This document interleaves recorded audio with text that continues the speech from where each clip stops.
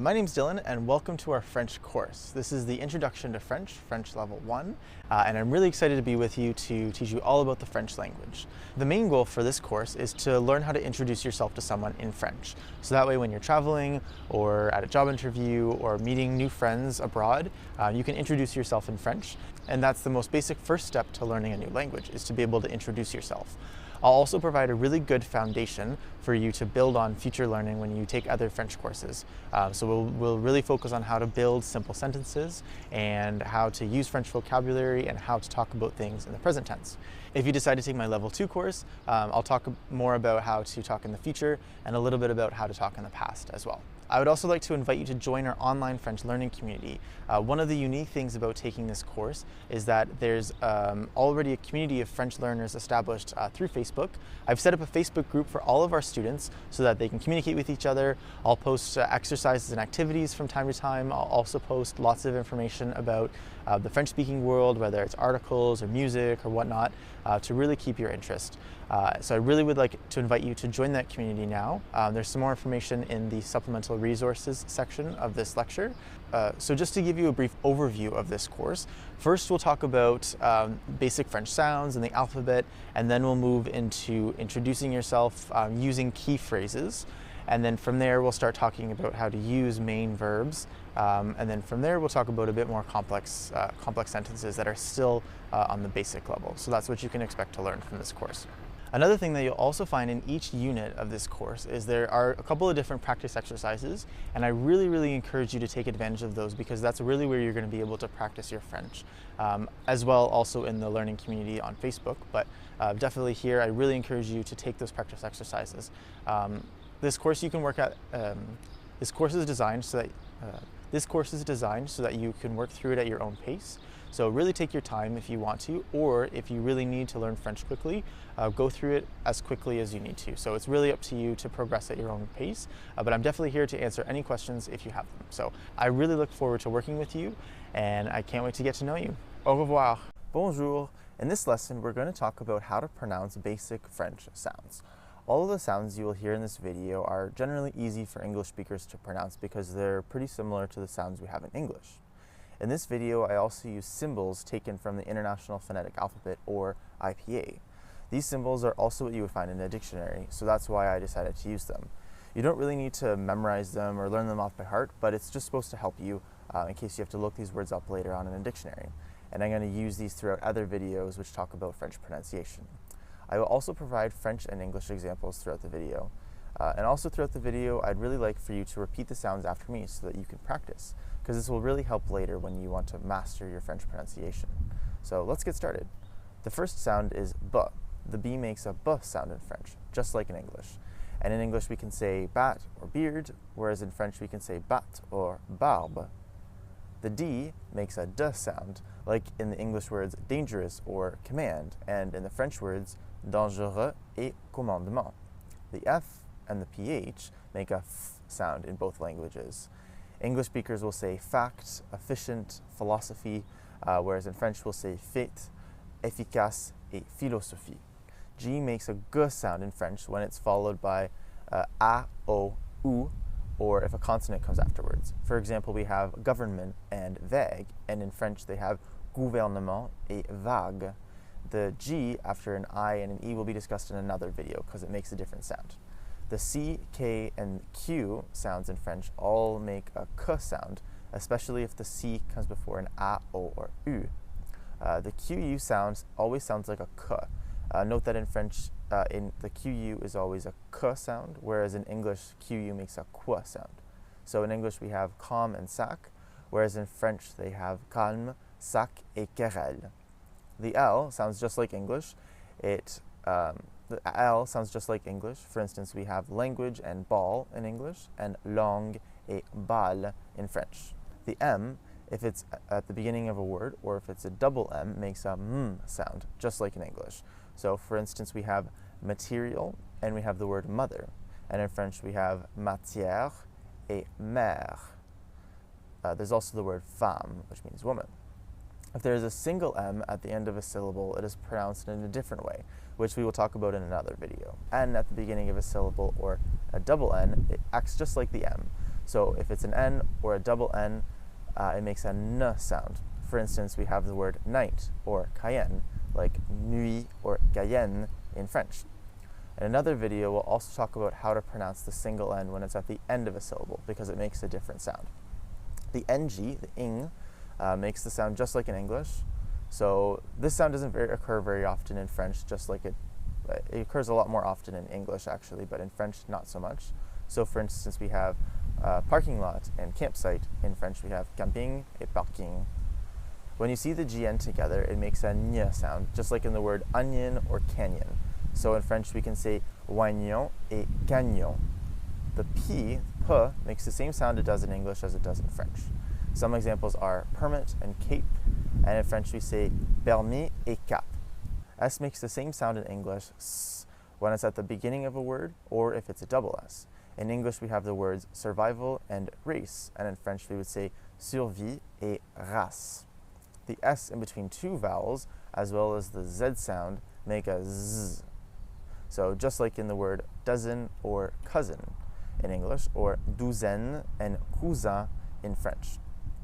The CH and the SH sounds both make the sound sh. Now this is a bit different than English, so it can be confusing. In English, the CH makes a ch sound, but in French it's always sh, like in the word bush or shingle. And in French we have champion et tache. The T sound in French makes the same sound it does in English. So we have the word translate and the word mat, while in French we say traduire et mat. French and English have the same V sound as well. There is vendor and pave in English, and in French we have vendeur et lave-vaisselle. The double L or the Y both make the Y sound. This sound is like the Y sound in you and pay in English. Some examples are fille et paille, meaning straw. The IR, IE makes a Y sound. This sound is just like the Y sound in you and pay in English, with an A sound added on afterwards. Some examples from French are marié et marié, same pronunciation. The W isn't very common in French. Normally, W words in English become OU words in French. OU at the start of the syllable makes a W sound, just like in the English words woman and west. Some French examples are ours et ouest. The W isn't very common in French. Normally, W words in English become OU words in French. OU at the start of the syllable makes a W sound, just like in the words woman and west. Some French examples of this are oui and ouest. For our vowel sounds, the A sounds the same more or less as it does in English. Some English examples are madame and card. In French we say madame et carte. The I, unlike in English, French has only one I sound, whereas in English we have I and I. They don't have the I sound. The I is always pronounced like I, as in peel or eel. Some French examples are illustré and fille. There are two different types of O sounds in French. We have O and we have A. O is pronounced when O comes before ZI or MI, like in rose or rhum. It is also pronounced as O when a word has the accent circonflexe, which we'll talk about in another video, like the word chômage. It also is pronounced like O if there's an EAU spelling, like chateau. For A, all other pronunciations of O are A, like in organization or tornado, specifically the first O. So we say in French, organisation and tornade. In the next few videos, I will talk about more complicated French sounds and how to pronounce them. See you in the next video. Bonjour mes amis. In this video, we're going to be talking about silent sounds, so I really won't be doing that much talking. So the first silent sound that we have in French is the silent H. So the H is always silent in French. It is never, ever, ever pronounced. The only difference is sometimes it's aspirated and sometimes it's unaspirated, but this we'll talk about later on in the course. So for instance, we have the words ok and so notice that I'm not pronouncing them at all. The next silent letter is the S. So whenever you have an S at the end of a word, it is always silent. The exception to this is sometimes the S will link with the word that comes afterwards, and then it gets pronounced as a Z. This is also something we'll talk about in another lesson. but most of the time you can assume that the S at the end of a word is silent. Just like the S, the E, when it's found at the end of a word, is always silent. The only exception to this is when you listen to French songs, sometimes they'll actually pronounce silent E's just for dramatic effect or to increase the flow of the actual song. The next one is X. Whenever X is found at the end of a word, it is always silent and it acts in the same way as the S. So it will link to the next word afterwards if the next word begins with a vowel, but again, we will go over this in another video. But otherwise, the X is just like the S and it is usually silent at the end of a word. So for instance, we have the word cadeau and dit voiture. Dit voiture. So we don't actually pronounce the X there. Another silent sound in French is the T. Whenever you see a T at the end of a word, it is always silent as well. Like the S and the X, it sometimes gets pronounced with the next word if the next word begins with a vowel, but again, we will cover that in another video. An example of this is the word et, which means and, et, et, and. Those are the main silent sounds that we have in French. There are a lot of silent sounds, but as you start to learn the vocabulary, you'll pick up which sounds are normally pronounced and which sounds aren't. It is one of the more challenging aspects of learning French, is that a lot of the sounds are not pronounced, or they're pronounced in a way that you wouldn't necessarily expect. So use this video as a guide, but also keep in mind that there are lots of other quirks and silent sounds to the French pronunciation. So we'll see you in the next video. Bonjour mes amis, hello my friends, and welcome back to another video of French pronunciation. In this video, which is the toughest of the ones that we've been working through so far, we're going to talk about tough sounds to pronounce in French. There are a couple, and these are the sounds that English speakers have the most challenge with. So the first one is the J sound. So if you think about the word mirage in English, the G actually gets pronounced a lot differently than in other G words in English. So the mirage sounds like a J sound. So practice it with me. So we have J, like in mirage, or garage is another example. In French, we use the same sound, and this is how the J is pronounced, as well as the G when it comes before an E or an I. So it's the same sound. So we say je and page, je and page. The next one is the R, and this is definitely one of the most complicated sounds to pronounce. It's a R sound, R. So if you speak any other languages, sometimes this sound is present in those languages. It is really similar to an R that's pronounced in Arabic. It is also close to an R that's pronounced in Brazilian Portuguese as well. But it might be also pronounced in another language. So feel free to comment below with any of the languages you speak, and I'll do a bit of research to find out if that sound exists in your language. So the R sound, how to pronounce it is if you pronounce the word red, for instance, or rouge, like in Baton Rouge in the United States. So just say rouge like you would in English, rouge, rouge, rouge, and then take your finger and then touch it to the tip of your tongue very lightly, and with a little bit of effort, slowly push the tip of your tongue back towards the back of your mouth, very gently, of course, and just continue to say rouge as you do this, and you'll notice that the R sound transforms into a French R sound. So let me demonstrate. So rouge, rouge, rouge, rouge, rouge, rouge. So you see how my R transformed very quickly from rouge to rouge. So the reason why this example works is because in English we pronounce the R at the front of our mouth, around here, but in French we pronounce it at the back of our mouth, close to the uvula. So when we push our tongue back a bit, it forces our tongue to pronounce the R sound further back in the mouth. So give that a try, and over time you'll find that it gets easier to pronounce the French R sound, but that's one way that you can use to pronounce it. So for instance, we have the word restaurant and riche. Restaurant et riche. This is a hard sound, so give yourself some time to practice. The next challenge for English speakers is differentiating between our two E sounds. So we have an like in pay, and then we also have an sound, like in pet. So and pet. So in French, if it's the E, the by itself, or the accent circonflexe, accent grave, it makes an sound. So for instance, we have the word dessin, fêtes, et père. If it's accent aigu, ET, ER, AI, AIS, AIT, it makes an E sound, such as in parler et manger. Again, if it's an E just at the end of the word, an at the end of a word, it's silent, as we discussed in the silent sounds video.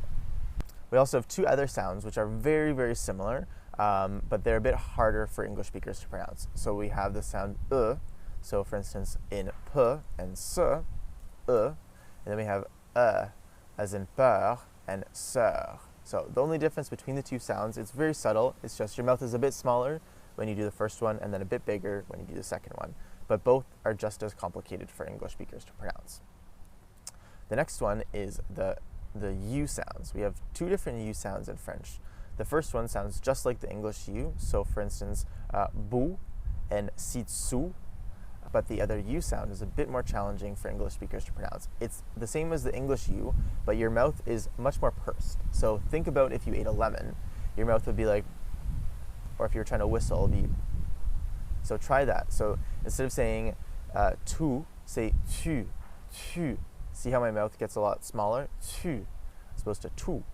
So we have bu versus bu, and sitsu versus sitsu. And this is a very important distinction to learn how to make, because this can actually change the meaning of a word. The next ones are also pretty complicated for English speakers to pronounce. They're called our nasal vowel sounds. And the reason why they're called nasal vowels is because we use our nose to actually pronounce the sounds. So whenever you see an M or an N at the end of a syllable, this is where it would be a nasal vowel sound. So we only have 4 in French. So for instance, we have so the number 1, So if you think about I don't want to do this, but then add a little bit of a faint N sound to the end, we say So So you're not actually pronouncing the N. You're not saying un, you're saying The next one is such as in croissant. So think of like that's so cute, and then add a little bit of an N sound to the end. So we say The next one is So this one's the most challenging one to pronounce, in my opinion. So if you think of the word a, like what you do in there, in Canadian English, and then add a faint N sound to that. So we say as in pain, or vin, wine. The final one is on. And this one, if you think of the word own in English, like I own something, and just make the N in own a bit more faint and say on, such as in chanson, chanson. So practice with those sounds. I know they're very challenging, but over time, as you pronounce them, your mouth will learn to pronounce them a lot quicker, and you will learn to master the French pronunciation. So we'll see you in the next video. Bonjour mes amis. In the previous video, we have been focusing on how to pronounce French words.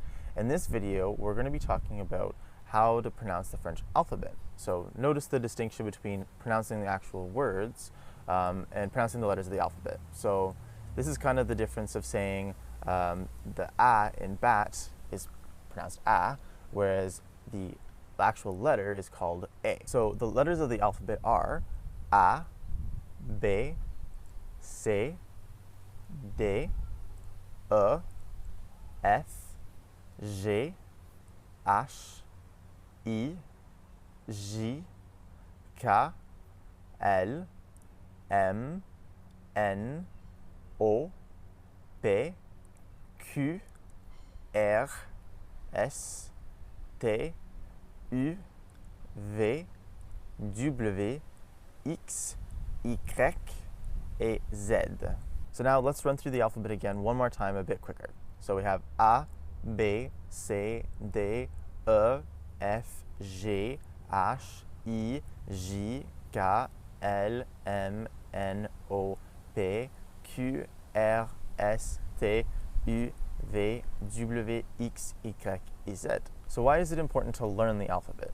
Well, it's really important to learn the alphabet because if someone's spelling something to you, or if you're spelling something to someone else, like a name, for instance, or the name of a road, the name of a person, it's really important to be able to understand that, because one confusing element is that the I, as we write it in English is actually pronounced as E, the E. So they say H-I-J, where the E as we know it, is actually pronounced as D-E-F. So that's why it's important to learn the alphabet. Bonjour mes amis. In this video, we're going to be talking about how to pronounce the French accents. There are a lot of accents in French, but there's not too many, and I'm confident that you'll be able to learn them in no time. So let's go through them together. The first one is the most common, and this one is the accent aigu. Accent aigu. And this one is found in words like école. The next one is the accent grave, which is also only found above the E, with a couple of exceptions. And this one we would find in the word like crème, cream. The accent grave is also found above the A, the A, or above the U in the word where, ou. It's only found in these two words. Otherwise, the accent aigu and the accent grave are found only just above E. The next one is the accent circonflexe, the accent circonflexe. And some examples of these are tête and pôle, tête and pôle. And these can be found above any vowel sound, so A, E, I, O, or U, or A, E, O, U. The next one is the accent tréma. Most of the time this is found just above the E, or the I, as we know it in English. Occasionally it is found above the and the U, or the E and the U, as we know it in English. Some examples are Taïwan, Taïwan. The next one is la cédille, la cédille. And this probably looks familiar to you because the cédille is found in the word français. Otherwise, if we didn't have the cédille in this word, it would be pronounced as franqué, and that just sounds wrong. So that's why we don't have it there. That's it for French accents. There's not too many. The most important ones to know by far are the accent aigu and the accent grave. We'll see you in the next video. Au revoir. Bonjour mes amis. In this video, we're going to be talking about how to count in French from the numbers 1 to 20. So let's get started. We have 1, 2, 3, 4, 5, 6, 7, 8, 9, 10, 11, 12, 13, 14, 15, 16, 17, 18, 19, and 20. Okay, so why don't you try it and repeat after me? So I'll go a bit slower this time. We have 1, 2, 3, 4, 5, 6, 7, 8, 9, 10, 11,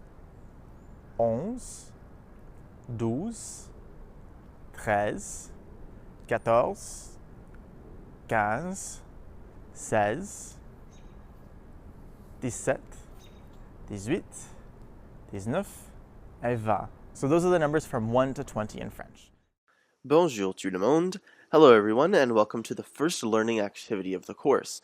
How this learning activity is going to be structured today is I'm going to show you a sound, a letter, or a number, and you're going to have to say orally how to pronounce it or how to say it. So I'll give you an example. So if you see at the top of the screen there, it will indicate whether it's a sound, whether it's a letter, or whether it's a number. So this one is obviously a sound, so I would pronounce it B, because that's the sound a B makes in French, B. However, if it's a letter, I would say B, because B is how you would pronounce the B sound. And then if it was a number, for example, if it was the number 1, I would say So I'll give you 10 seconds for each slide so that you can determine how to pronounce the word. And then if you look at the next presentation, you'll see that there are a set of corrections. So that will help you guide whether or not you've chosen the correct sound or letter or number, and so on and so forth. So let's begin.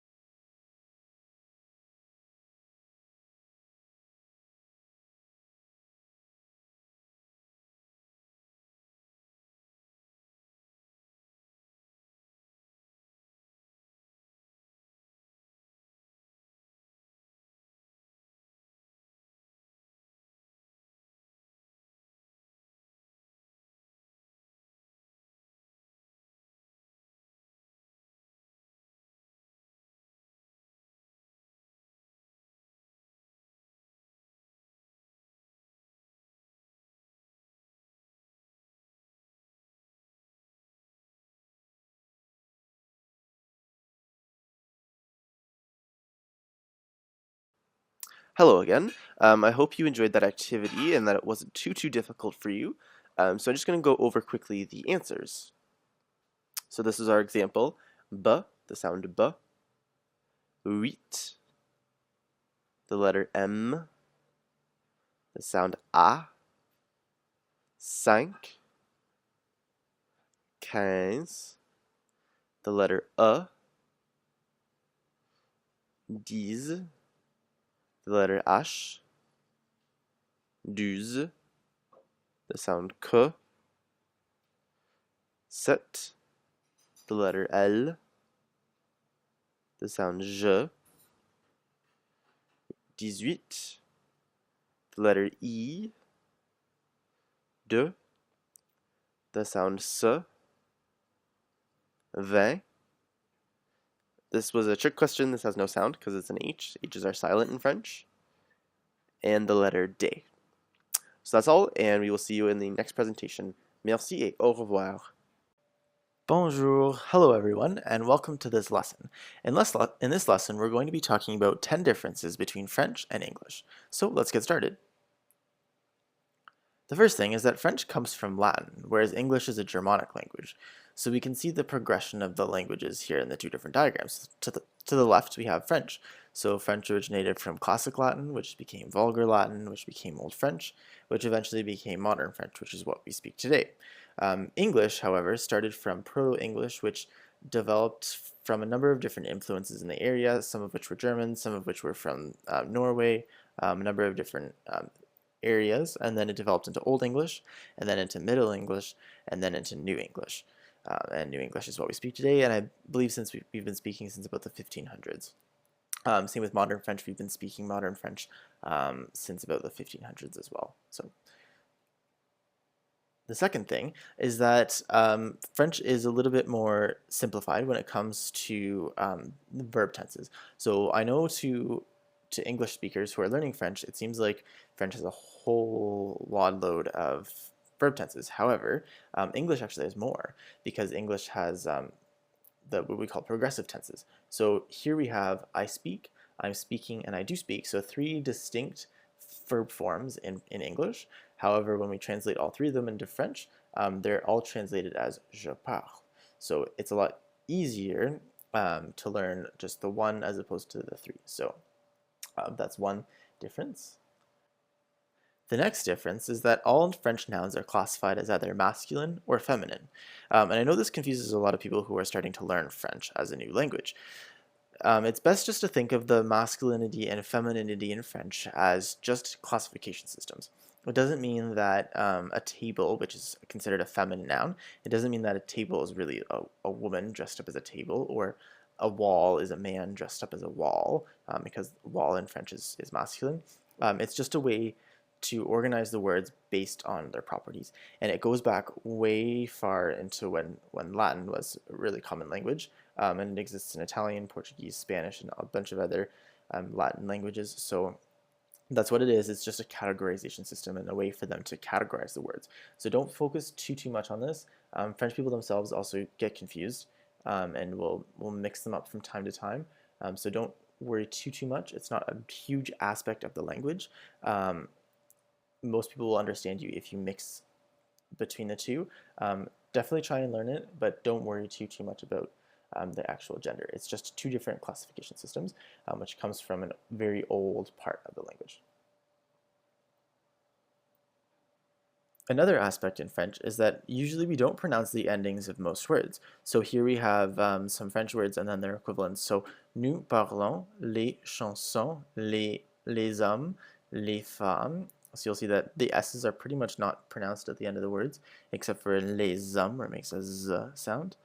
Whereas in the English equivalents, we speak the songs, the men, the women, all the letters are pronounced. So that's one difference. Another difference is that French doesn't have the ch sound or the j sound like we do in English. Instead, when you see a ch in French, rather than making a ch sound, it makes a sh sound. Sort of like a shard of glass. So the ch makes a sh sound. Similarly, they don't have the j sound either. So whenever you see a j, it makes a zh sound, like in mirage. that j as opposed to a j. So mirage, that sound. The next aspect is that French uses accents, which change the sound of the word that it's in. So for example, we have, looking at the E's here, we have parle, where the E is not really pronounced. We have parler, where it makes an A sound. We have mer, where it makes an E sound. And then we have bête, where it makes the same sound as in mer, bête, whereas the parler makes an A, and then the E at the end of parle is silent. Next, French has what are called nasal sounds, and these are definitely really difficult to pronounce for English speakers because we don't really notice that we have them in English. Usually, when we use nasal sounds, they're more of a sort of like an accident or like a way for us to speak a lot quicker. But in French, it's necessary that we use them. So here we have the 5 written forms of the nasal sounds. So we have en. We have un, we have un, we have on, and we have un. And I know they sound more or less the same, but they are actually different. And as you go along, your ear will start to tune in to the differences in the sounds between them. But just remember that you're not actually pronouncing the N in most of these cases. It's like a very faint N sound. And the reason why they're called nasal is because you use both your nose and your mouth to produce the sounds. And it's something that sort of comes naturally, you don't have to really focus on, but that's why they're called nasal sounds. So en, on. Number 8. French uses liaisons between words to help sentences flow better. So here we have an S. When S is it's usually with S's when they come before a vowel, it makes a Z sound. So for example, les hommes, as opposed to les femmes, where the S isn't pronounced. We have les œufs, where the Z is there, as opposed to les bœufs, where the S isn't pronounced.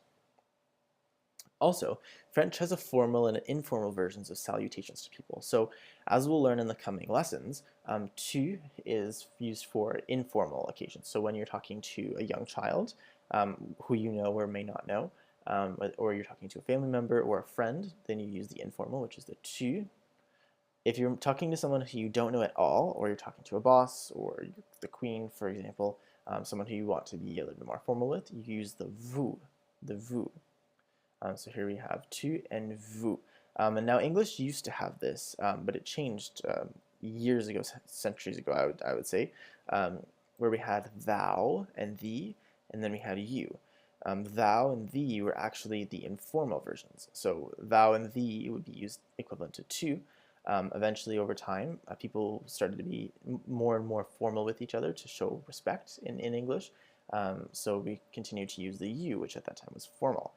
As the years progressed, we started to lose the informal form, which was thou and thee, and we started to just adopt the formal form, you, which has now become sort of a all applies sort of word. So you in English is used for everyone, whereas in French they still have the difference between formal and informal. So tu is informal and vous is formal. Finally, in English we have what are called contractions. So when you see do not, you can change it to don't, and it makes it a little faster and a little bit easier. But in English, when we have don't and do not, it's optional to do that contraction. However, in French, it's required. So when we say, for example, something that we'll learn soon is j'ai, which means I have. You can't say je ai or j'ai. You have to say j'ai. There is no option. Whereas in English, you could say do not, or don't. But in French, again, no option.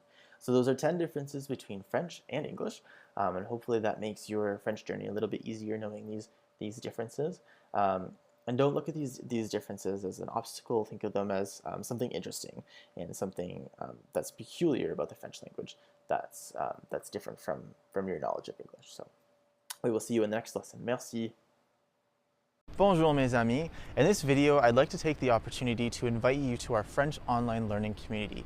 If you haven't already heard about it, basically what it is it's a Facebook group that I've put together for all of the students in my French Level 1 and my French Level 2 class to give you all an opportunity to interact with each other and practice speaking French together because Udemy doesn't really allow for that option on here. So I want to invite you to that group right now. Another cool thing about this group is that you get to interact with me a lot more. So I can be there to answer your questions. I'll be there to also share some resources. I'll share interesting information about the French-speaking world, like songs, different articles, videos. I'll also post questions and practice exercises for you to do so that you can have something to talk about with the other people that are in the online learning community. You will find throughout this course that there are a couple of assignments that are linked with the online group. They are, of course, optional activities. You don't necessarily need to join the group, but I thought it would be a really good opportunity for everyone to kind of come together and practice. So if you are interested in joining our French learning community on Facebook, all you have to do is there's a link in the supplemental resources of this lecture. Follow that, it'll bring you to Facebook. You just log into your Facebook account and then you just request access. The next time I'm on Facebook, I will approve the access, of course. So I look forward to chatting with you more there, and we'll see you in the next video. À bientôt! Hi everyone. In this lesson, we're going to learn different ways to say hello to people in French.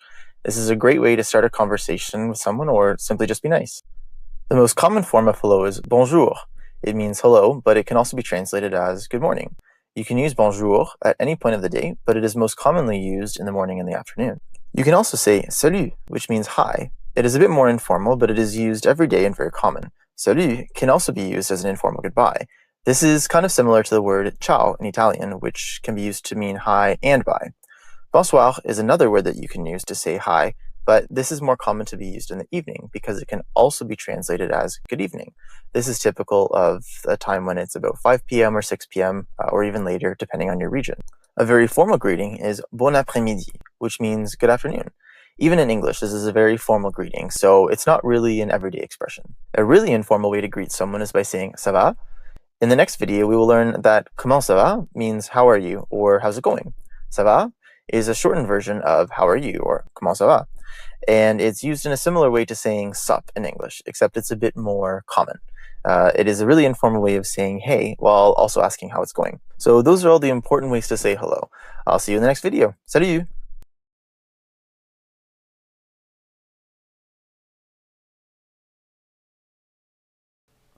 Salut! In this video, we're going to be talking about introducing yourself. So after you said hello and initiated the conversation with your conversation partner, we'll move on into asking questions. So the first question is, comment vous appelez-vous? Which means, what's your name? And this is the formal way of saying it. So if you're talking to your boss, someone who is who you want to impress, the queen, for example, would be someone who you would be formal to, or just someone that you don't know, we would say comment vous appelez-vous. If you do know the person, whether it's a family member or a friend, or even a young child as well, we would say comment t'appelles-tu? Comment t'appelles-tu? So comment vous appelez-vous and comment t'appelles-tu? And then you would respond with je m'appelle, which means my name is, and then you would put your name at the end. So for example, je m'appelle Dylan. Je m'appelle Dylan. My name is Dylan. Another common question is comment ça va? Comment ça va? And what this means is it means how are you, but it also means how is it going? So sort of a mix in between the two. And one of two ways that you could respond is ça va bien, which means either it's going well or I'm well. Another option is to say ça va mal, which means it's going bad or I'm bad. So again, ça va bien, ça va mal. The next one is quel est votre métier? Quel est votre métier? So what's your profession or your job or your vocation? Quel est votre métier? And then you would respond with je suis, and then you would fill in the blank. So for example, with a musician, je suis musicien, je suis musicien. So I'm a musician, which I'm actually not, but the person in the picture is a musician, so we'll go with that. However, in French, what's one thing that's different is that they don't add an A there. So in English, we say I'm a musician, but in French, they would just say I'm musician. So je suis musicien. And then you could fill in the blank with your profession right there. Quel âge avez-vous? Quel âge avez-vous? And this is a way to ask someone how old they are. So, how old are you? Quel âge avez-vous? And a response could be j'ai 30 ans. So using the numbers we learned in the section before, you would input the number that you are, and then you would say that. So for example, j'ai 30 ans, like the man in the picture there. So that would mean I'm 30 years old. So that's all for this lesson, and in the next video we'll move on to saying goodbye, so finishing our conversations. Merci. Bonjour. Welcome to the third part of this section. This section is called Goodbyes and Gratitude. So we'll be talking about how to finish off your starting conversations with people. So a simple way to end a conversation is to just say goodbye. So au revoir, au revoir. This literally means we will see each other again. But in terms of regular translation, it would be goodbye, au revoir, au revoir. Another one is bonne journée. Bonne journée. Have a great day. Another is bonne soirée. Bonne soirée, which is different from bonsoir. Bonsoir is a greeting, whereas bonne soirée is a goodbye. Have a great evening. Bonne nuit. Bonne nuit. And this could mean either good night or have a great night, which are both goodbyes, as in French as well as in English. Bonne nuit. À bientôt. À bientôt, which means see you soon. À bientôt. À plus tard. À plus tard, which means see you later. And now moving on to some forms of gratitude. So, s'il vous plaît means please. S'il vous plaît. And s'il vous plaît is used in formal instances. So if it's your boss or the queen, for example, or king, or someone that you just generally don't know, we would use s'il vous plaît. However, if it's a family member, a friend, or a young child, we would say s'il te plaît. S'il te plaît. Donc, s'il vous plaît, s'il te plaît. Merci. Merci, which is thank you. Merci. And finally, de rien. De rien, which means you're welcome. Literally, it means of nothing. De rien. So that's all for the lesson on putting together simple conversations. Really practice those and make sure that you master those 3 different components of putting together a conversation. In the next video, we'll be focusing on doing a practice conversation activity. So try and take part in that and see how well you've learned the different components of the conversation and the different aspects that you still need to learn as we move forward. Merci. Bonjour mes amis. In this exercise, we're going to be doing 2 conversation practices. So how it's going to work is I'm going to pretend to have a conversation with you. So, and it sort of requires some of your participation as well. So how it's going to work is I will say something, and then I'll wait a couple seconds for your response. And then I will say something again in anticipation of what you would say, and then you would say your response again. And you would there is also an indication of when you will speak. So we'll go through a run through really quickly. So for example, with conversation 1, I will say bonjour. I will wait a couple of seconds for your response, which is the blue bar there. And then we'll proceed on to the next question, which is comment ça va? You would respond, and then you would also say et vous to sort of continue the conversation and reciprocate. So, and you, what do you think? That's sort of the translation. Then we would continue. Ça va bien, merci. Quel âge as-tu?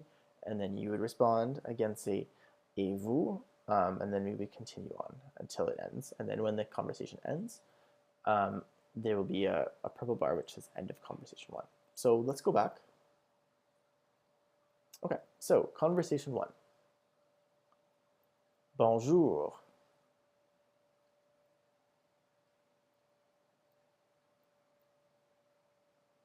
Comment ça va?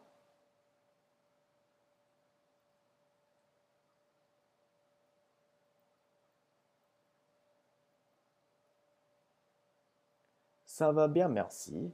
Quel âge as-tu?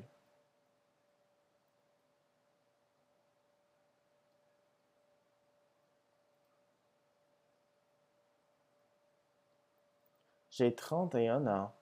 Au revoir.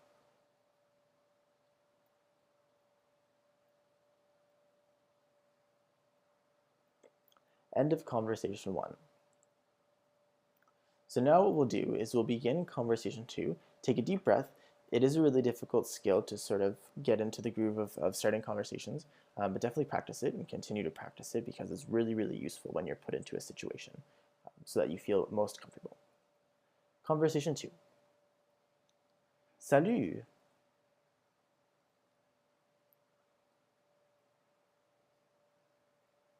Ça va?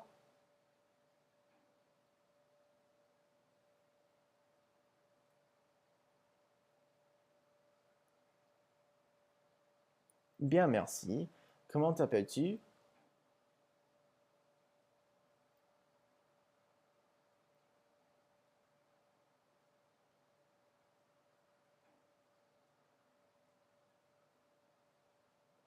Je m'appelle Dylan. Salut!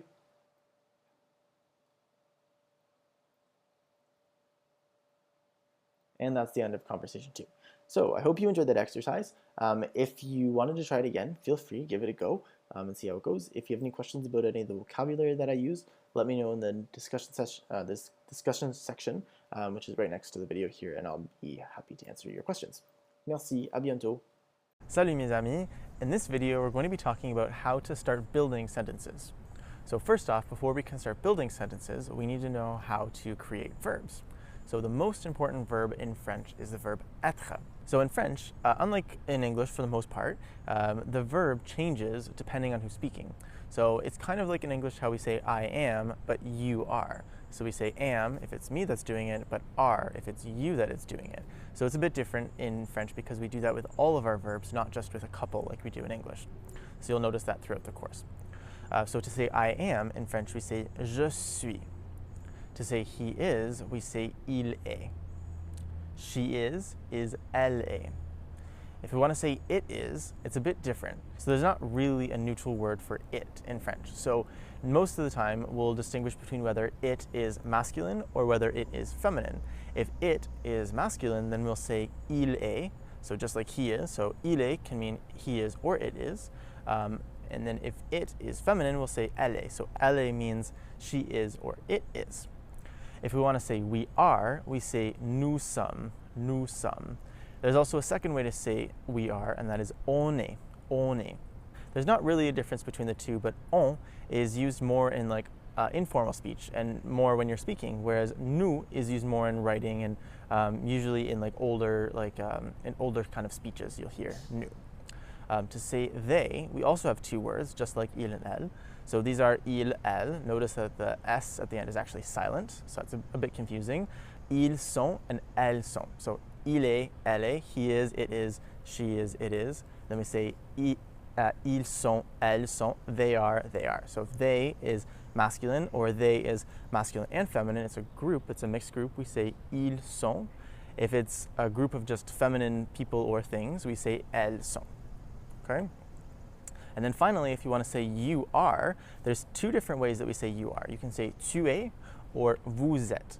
So tu is used when you're speaking to someone that you know, you're speaking informally, and it's just one person. So if I say, what are you doing this weekend? I would say tu. If I was talking to my two friends, and I said, what are you both doing this weekend? I use vous. Or, So if I'm talking to multiple people, we use vous. Or if I'm talking to someone who I want to show a lot of respect to, such as my boss or maybe an elected official or an elder, I would say vous just for one person. So if I was talking to maybe the Prime Minister of Canada, I might say, what are you doing this weekend? Vous. And then we would say vous êtes. So we have tu es and then vous êtes. So just to summarize, we have je suis, tu es, il est, elle est, on est, nous sommes, vous êtes, ils sont, and elles sont. And you can combine any one of these with an adjective to form a small, simple sentence. So in the next video, we'll be talking about adjectives and how to use them to form simple sentences to make them even bigger. So we'll see you in the next video. Au revoir. Salut everyone. Now that we've learned how to make simple sentences with être, now let's talk about how to make simple sentences with another verb. And this verb is just as important as the verb être. This verb is avoir, which means to have. And now it might not seem as important as être, but it is a very important verb in the French language. In fact, être and avoir are the two most important verbs in French. Just like être, and all verbs for that matter in French actually, avoir changes depending on who's talking, depending on who the subject is, or who's performing the action. So there are specific conjugations for avoir, just like there were for être. So here are the conjugations for avoir. We have j'ai, I have, and notice that je, when it comes before a vowel, it loses its e, and we add an apostrophe to the j. This is because it's easier for us to pronounce. It would be a lot more difficult to say je ai rather than just j'ai. If we say j'ai, there's a bit more of a melody to it. So that's why we say it like that. It's kind of the same way in English how we say can't versus cannot. But in English, this is an optional thing, whereas in French, this is actually required. So we have to say j'ai. The next one is tu as, you have. Remember that this you is used for a person who you want to speak with informally, such as a child or a person that you know really well. Next is il a, he has, or it has, for masculine nouns. And then elle a, she has, or it has, for feminine nouns. The next is on a, we have. Nous avons, we have. Vous avez, you have, for when you're talking to multiple people or when you're talking to someone formally. Ils ont, and notice here we have the liaison, we have a link. So we have ils ont, notice the pronunciation, the S actually does get pronounced this time. Elles ont, they have, so ils ont, they have, elles ont, they have. One is for the masculine, one is for the feminine, and ils ont is also used for a mixed group. We have ils ont and elles ont. Remember that ils ont is used for a mixed group of masculine and feminine, or just masculine individuals. Elles ont is just for feminine, a group of feminine. You'll also notice that when I pronounced it, ils ont, elles ont, the S in il, elle, which is normally silent, was actually pronounced, and I pronounced it like a Z. This was intentional. This is actually how you have to pronounce it. The S is always silent at the end of a word, except when there's something that comes after it, which would be a vowel. So in this case, because on, O-N-T, begins with a vowel sound, we link the two sounds together. So we say ils ont, elles ont. Just like être, I strongly encourage you to become familiar with avoir and être because they really are very, very important, and they are the foundation to mastering French verbs because they will really come in handy further on down the road. With avoir specifically, there are a couple of very useful expressions that you can use to kind of spruce up your conversations. So these are the expressions that are really useful. So we have avoir besoin de. So if you need something, you can use this expression, which literally means to have need of something.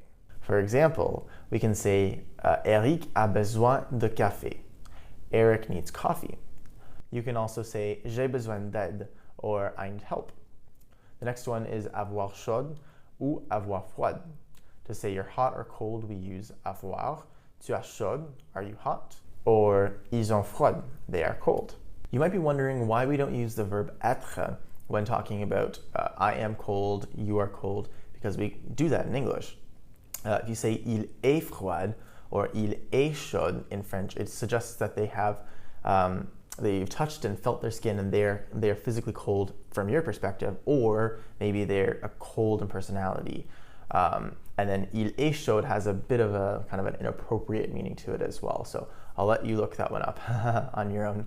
The next expression is avoir faim, and avoir soif. We also use avoir for expressing hunger. In French, vous avez faim, are you hungry? Note that faim, F-A-I-M, is pronounced as faim. And Monique et toi avez soif. Monique et toi avez soif. Monica and you are thirsty. If someone you know doesn't feel well, you can use this expression, avoir mal. Nous avons mal, we aren't well. Avoir peur means to be scared or fearful. For example, Marc et Sophie ont peur.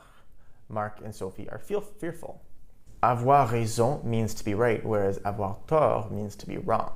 So if we say, tu as raison, j'ai tort, it means you are right, I am wrong. This is a very useful expression. Another expression is Élise a sommeil, or Élise is sleepy. Avoir sommeil means to be sleepy. So that's it for this video. In the next couple of videos, we're going to be talking more about how to build a simple sentence to really get you practicing your speaking and practicing your writing skills. So we'll see you in the next video. Au revoir.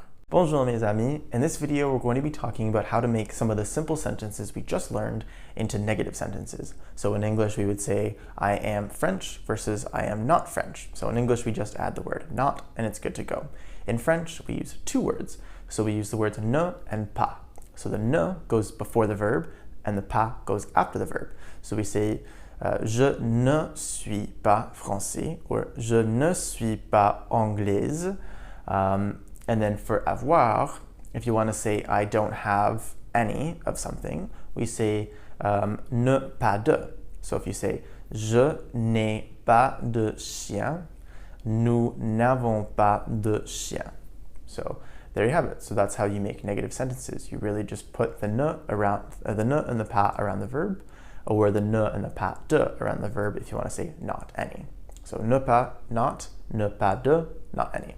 So there we have it. Don't forget to test out some of the practice exercises to really try practicing building those small short sentences and then also making those small short sentences negative. So we'll see you in the next video. Au revoir. Bonjour. Hello everyone and welcome to today's vocabulary. We're just going to be talking about a new set of vocabulary for this module. So let's begin. C'est, ce sont, le chien, le chat,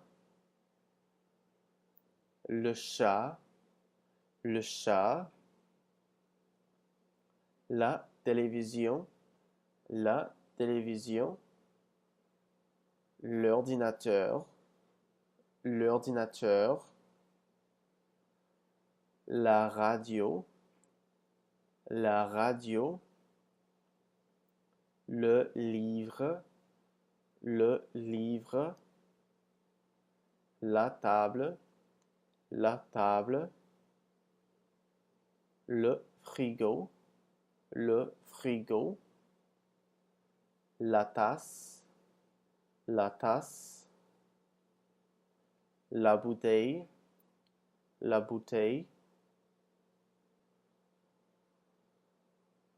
le bol,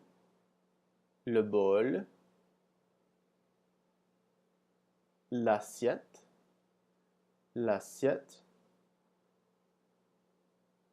le four, la chaise,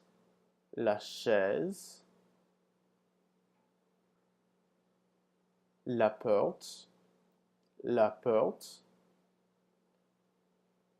le divan, le bureau, la salle,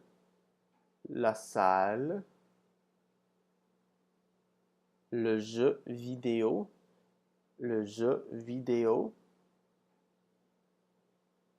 le portable, le téléphone,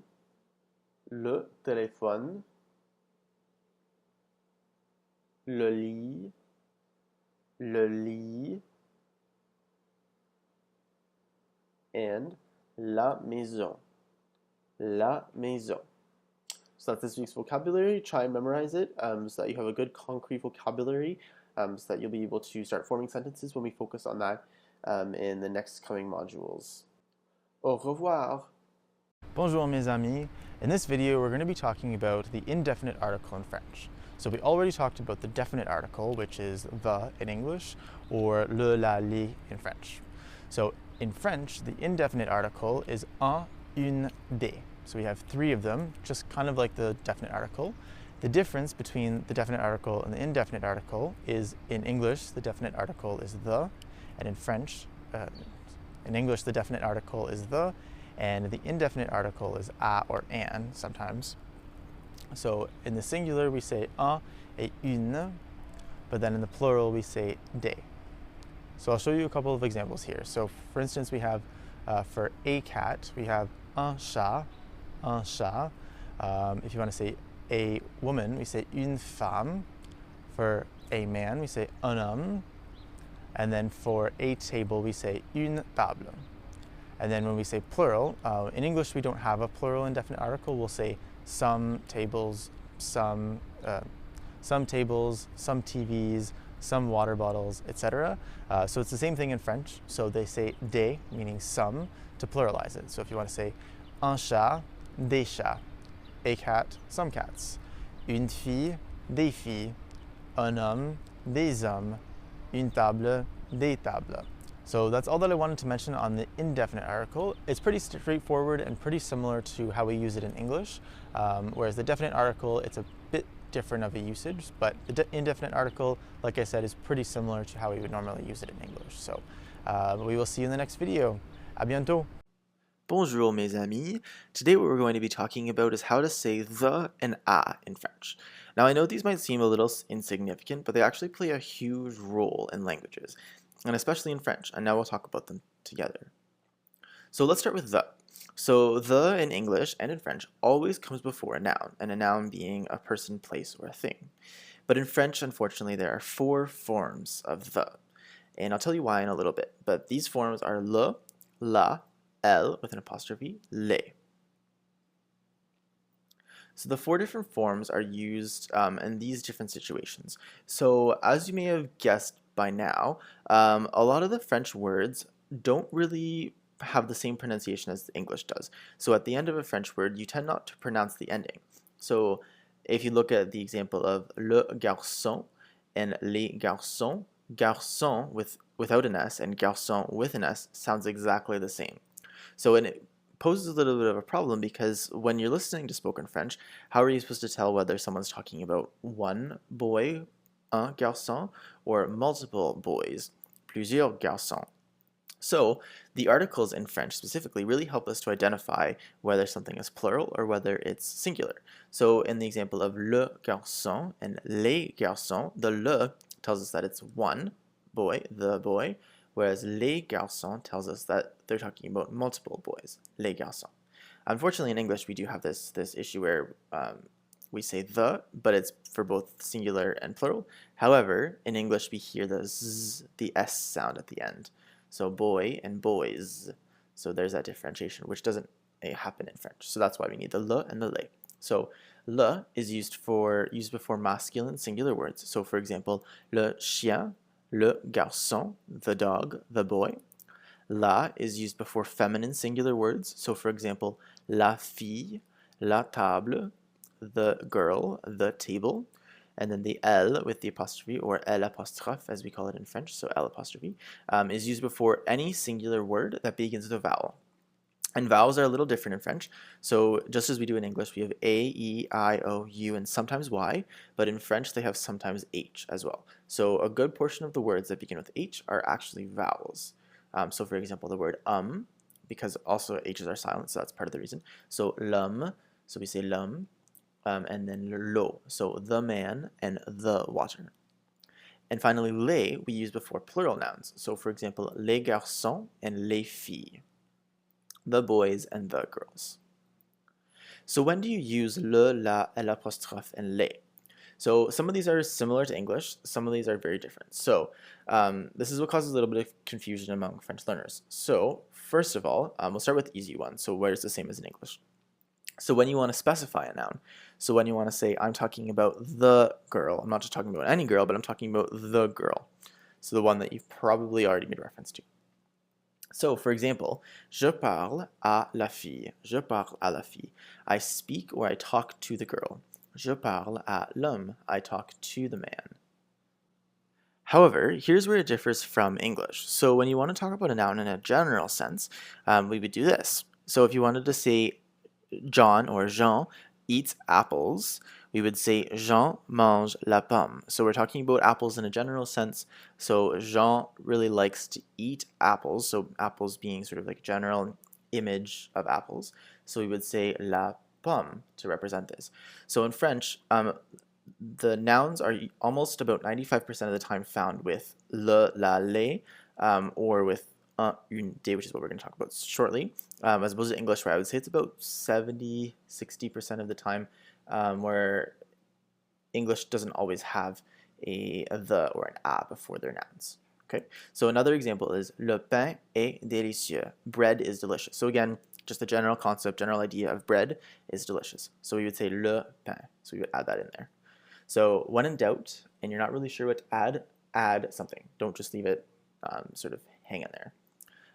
Also, when you want to refer to a language or a subject in school, or like a discipline or a theory or something like that, you would use the le, la, les as well. So for example, j'étudie l'espagnol. I'm studying Spanish. You could do this with psychology. J'étudie la psychologie. You can do with mathematics. J'étudie les mathématiques.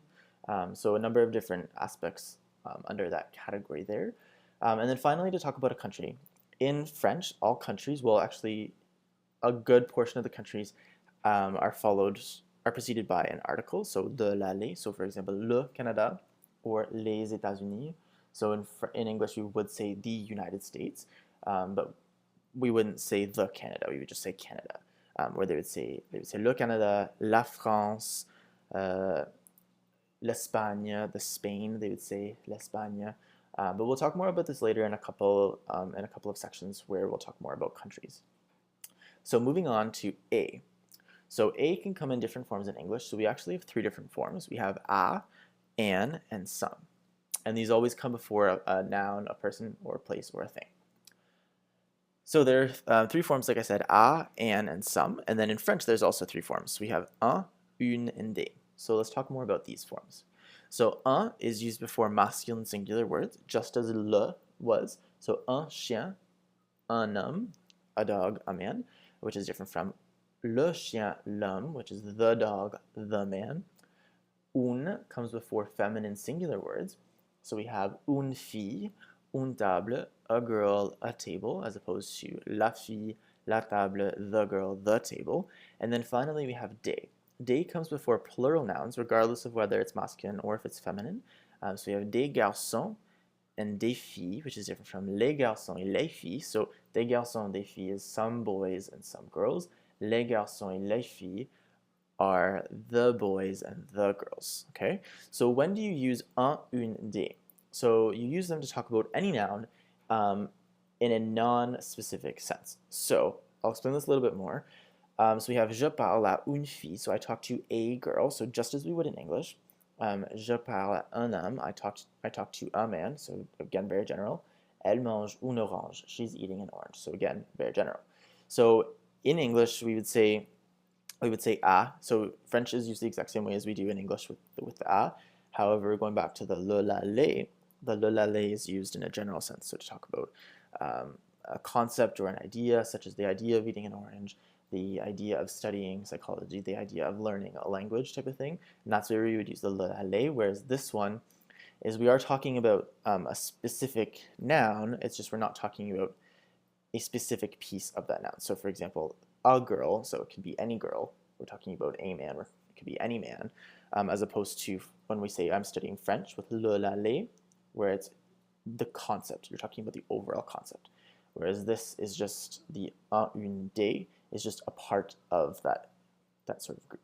So we have je parle à la fille, which is I'm talking to the girl, or je parle à une fille, where I talk to a girl, or j'étudie le français, I'm studying French. Okay. So one slight difference where we would use it in French and we wouldn't use it in English is that when we would use it in English but not use it in French, is when you talk about an occupation. And I talked about this a little bit before in one of the previous sections. So if you were to say, I am a professor, we would say a in English, but in French we don't do this. So we would say, je suis professeur, or je suis médecin, I'm a doctor. But in French we don't add the un, une, or des for this.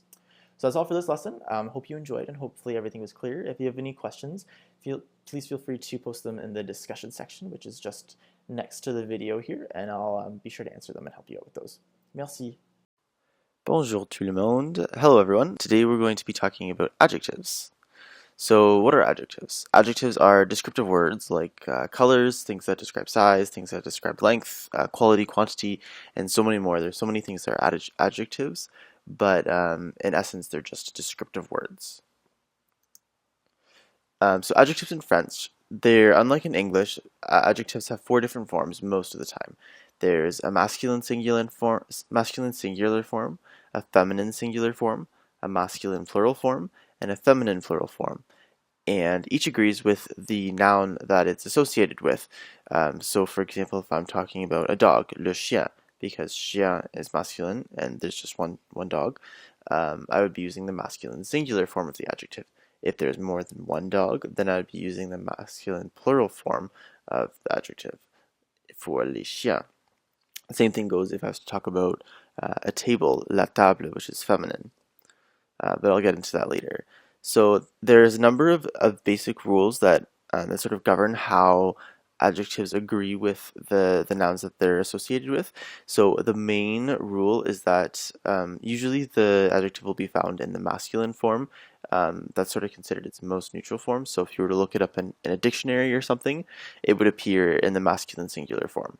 So in order to make something feminine, an adjective feminine, you would add an E, and then if you wanted to make it plural, you would add an S. So very similar to making nouns plural, and very straightforward for the feminine adjectives. So a good example is grande. So grande is masculine singular and doesn't have anything on the end. But for feminine, you would add an E, so grande, and then for the masculine plural, grande with an S, and then for the feminine plural, it'll be grande with an E and an S. And please note that they all sound exactly the same, which makes it confusing, but it's easy when you're reading it. And then another example is petit. So we have petit and then petite. So it doesn't sound the same for this one. Petite is the feminine singular version, whereas the petit is the masculine singular version. And same thing, you just add an es for the feminine plural and then just an s for the plural.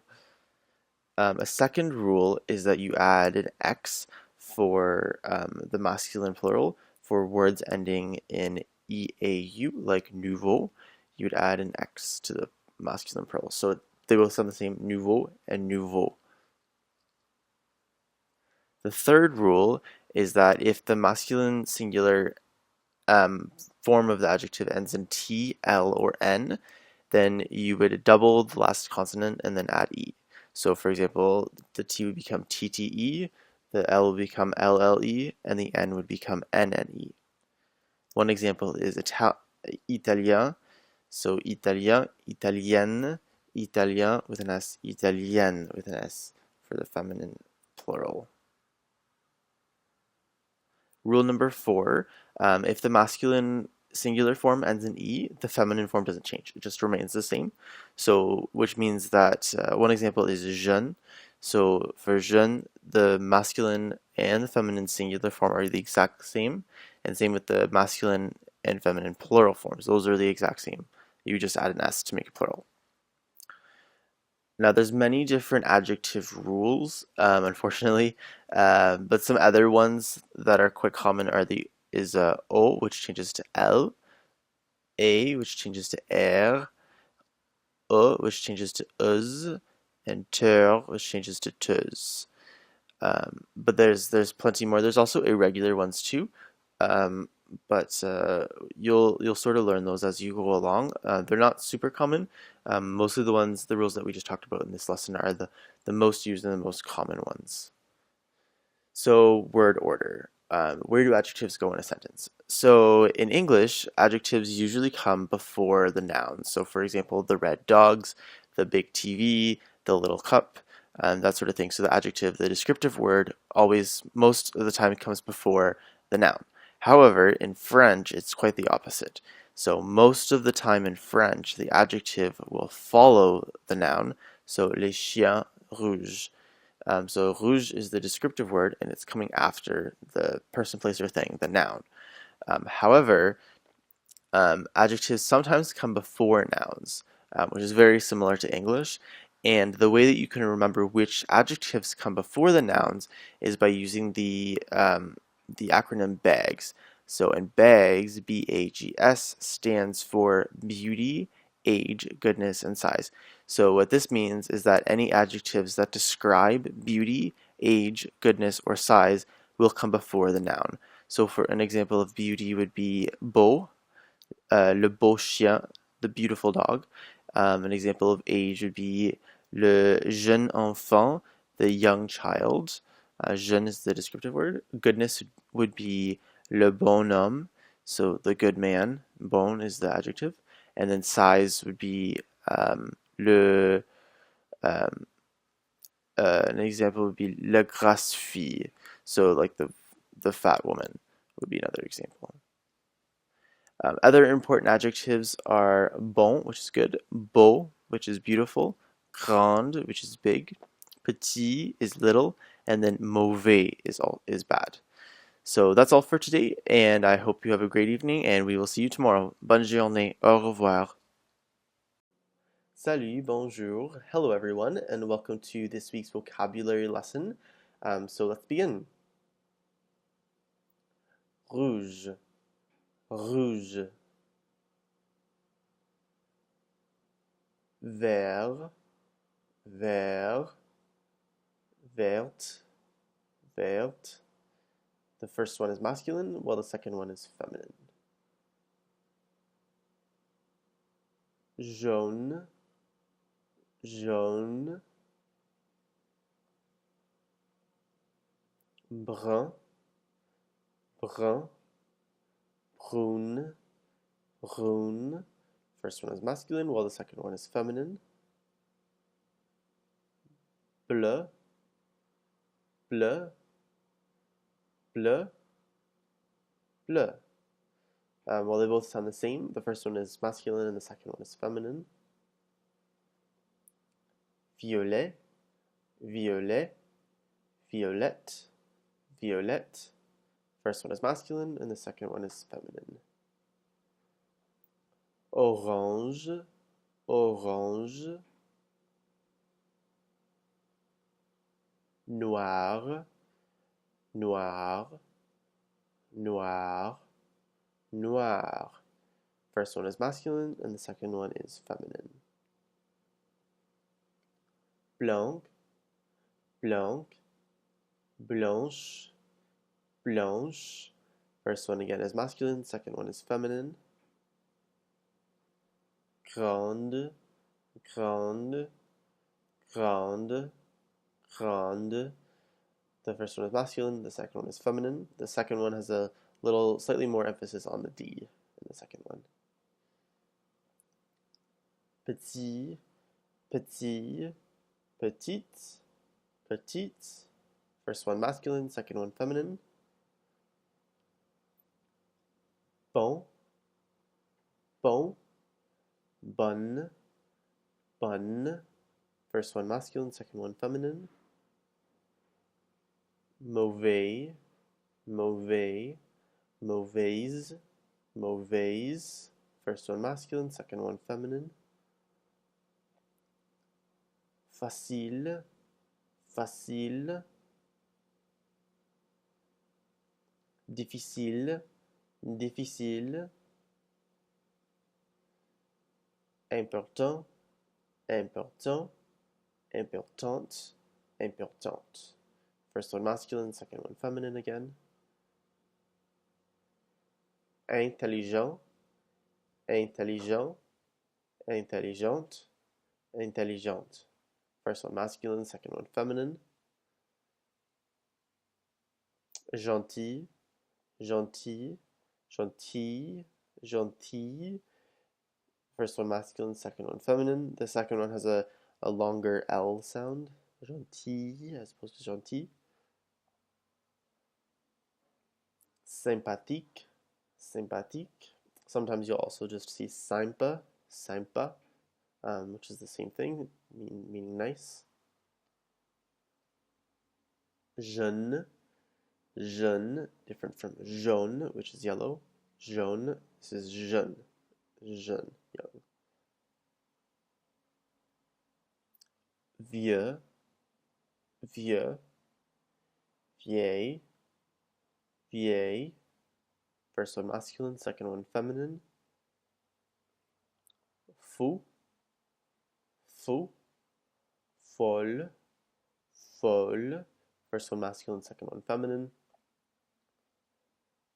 beau, beau, belle, belle, first one masculine, second one feminine, long, long, longue, longue, first one masculine, second one feminine, curl, curl, courte, courte, first one masculine, second one feminine, sale, sale, and propre, propre. So those are all the vocabulary for this week's lesson. Merci et au revoir. Bonjour à tous, bonjour à toutes. Today what we're going to talk about is l'heure et le temps, so the time and the weather. I should note before we begin that l'heure is referred to as the time, as in like what time is it, et le temps is referred to as the weather. Sometimes, however, le temps can be used to refer to time in general, like the concept of time, like time flies when you're having fun, like that type of time. That's when you use temps. However, if we're talking about like 6 o'clock or 5 o'clock, that's l'heure, the hour, the time, l'heure. But usually when you refer to le temps, it refers to the weather. So how do we ask what time it is? So in French we would say quelle heure est-il? What time is it? Quelle heure est-il? And then your response could be il est 8h30. So looking back to the numbers that we talked about in the first section, those will come in handy during this section when we talk about the dates and the times. So one thing to note about the time in French is that French uses the 24-hour clock for the most part. In some regions, they're starting to transition more to the 12-hour clock, just as we mostly do in English. In Quebec, you'll see a lot of people using the 12-hour clock more so than you would in France. But for the most part, French will use the 24-hour clock. So we would say il est 1h, and it would be depicted like that. So they don't use the colons like we have in English. They would do 1 and then a little h. So just as I have written there, so il est 1h, il est 3h, il est 23h, which would be 1 o'clock in the morning, 3 o'clock in the morning, and then we would have 11 p.m. 23h. Another thing that they do in French that we also do in English is that we have our relative time. So instead of saying it's 3:15, we would say it's quarter after 3. Now personally, I don't really like this even in English. I don't tend to use it, but some people do. So this is really useful when trying to understand those that do use it, or if you're one of those people that really likes to use this, this is something that you can use as well.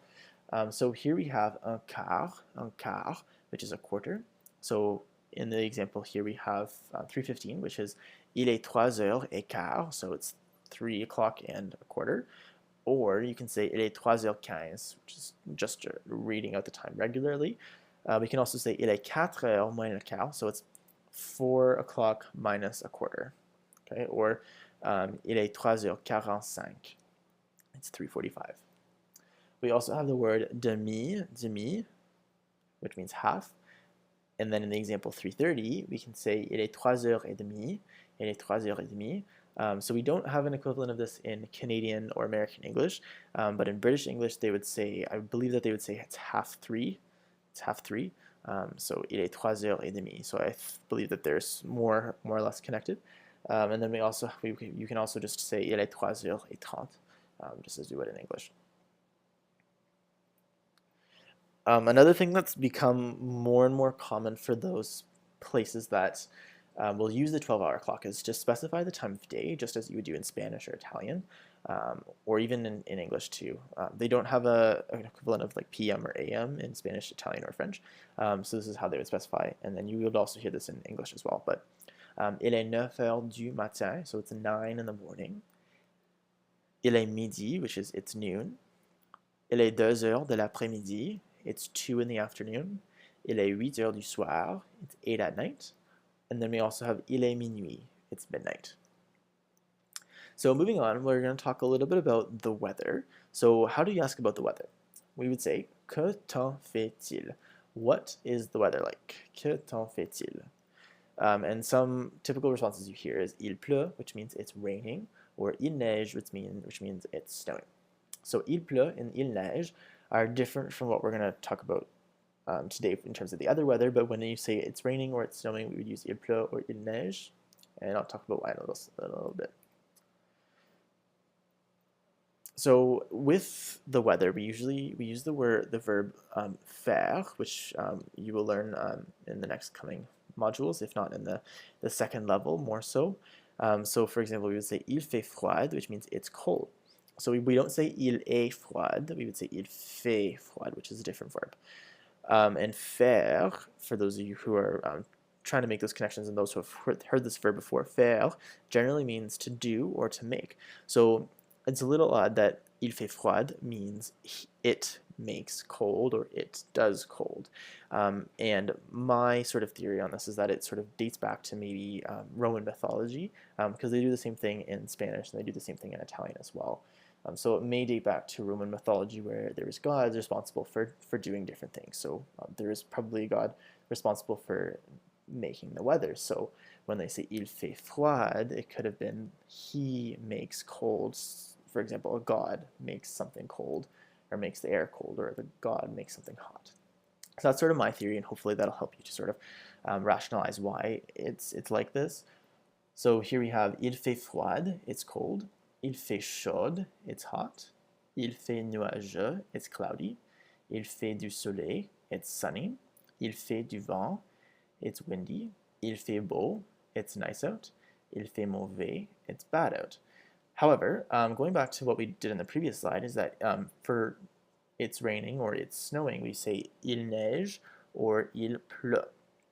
So the reason why these are different is because il fait froid, il fait chaud, etc. They're all states. So when it's hot, it's not just hot for a moment, it's hot for sort of a period of time, whereas when it's raining and it's snowing, it's actually an action. So you can actually physically see the rain moving, and you can actually physically see the snow falling down. So you can rationalize this again with the God sort of theory. He rains or he snows type of thing. So it's an action that they're performing as opposed to a state that they're making when you say it's cold, it's hot, etc. So hopefully that helps clear it up, and hopefully now you'll be able to more clearly express the weather using faire, il pleut and il neige, as well as being able to express the time in the 24-hour clock. One tip that I would give is maybe change your phone or your calendar or your computer to the 24-hour clock to help you sort of get adjusted to working with the 24-hour clock and how that works. So that's all for this lesson. Merci et à bientôt. Salut aux étudiants et aux étudiantes. Today we're going to be talking about les mois et les saisons, or months and seasons. So let's get started. We're going to start with the seasons, just because they're there's fewer of them and they're more vague. So we have le printemps, which is the spring, le printemps. We have l'été, which is the summer. We have l'automne, which is the fall or autumn, whichever you prefer, but l'automne for both. We have l'hiver for the winter. And then now with the months. So our first month is janvier, and you'll also note that the seasons as well as the months are always written in lowercase letters. In French, they don't see them as proper nouns, so whenever you have February or January or Monday in the middle of a sentence, you wouldn't find it with a capital letter, unless the January, Monday, February is beginning a sentence. So janvier, January. Février, February. Mars, Avril, Mai, which is May, so Mai. Juin,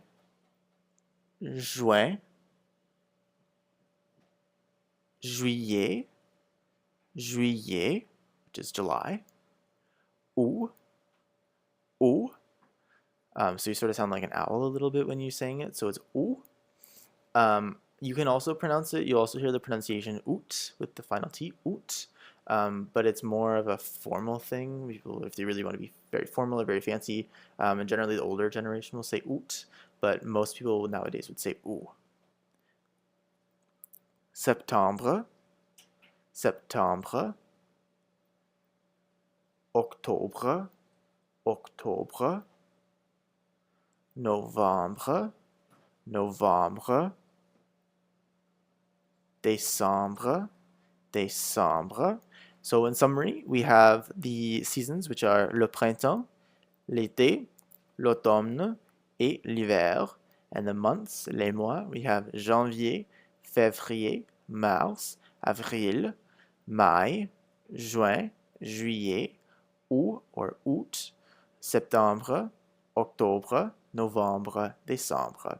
So that's all. Those are the months and those are the seasons. And then in the next video, we'll be talking about the days of the week and the format that the date should take. So, merci et à bientôt.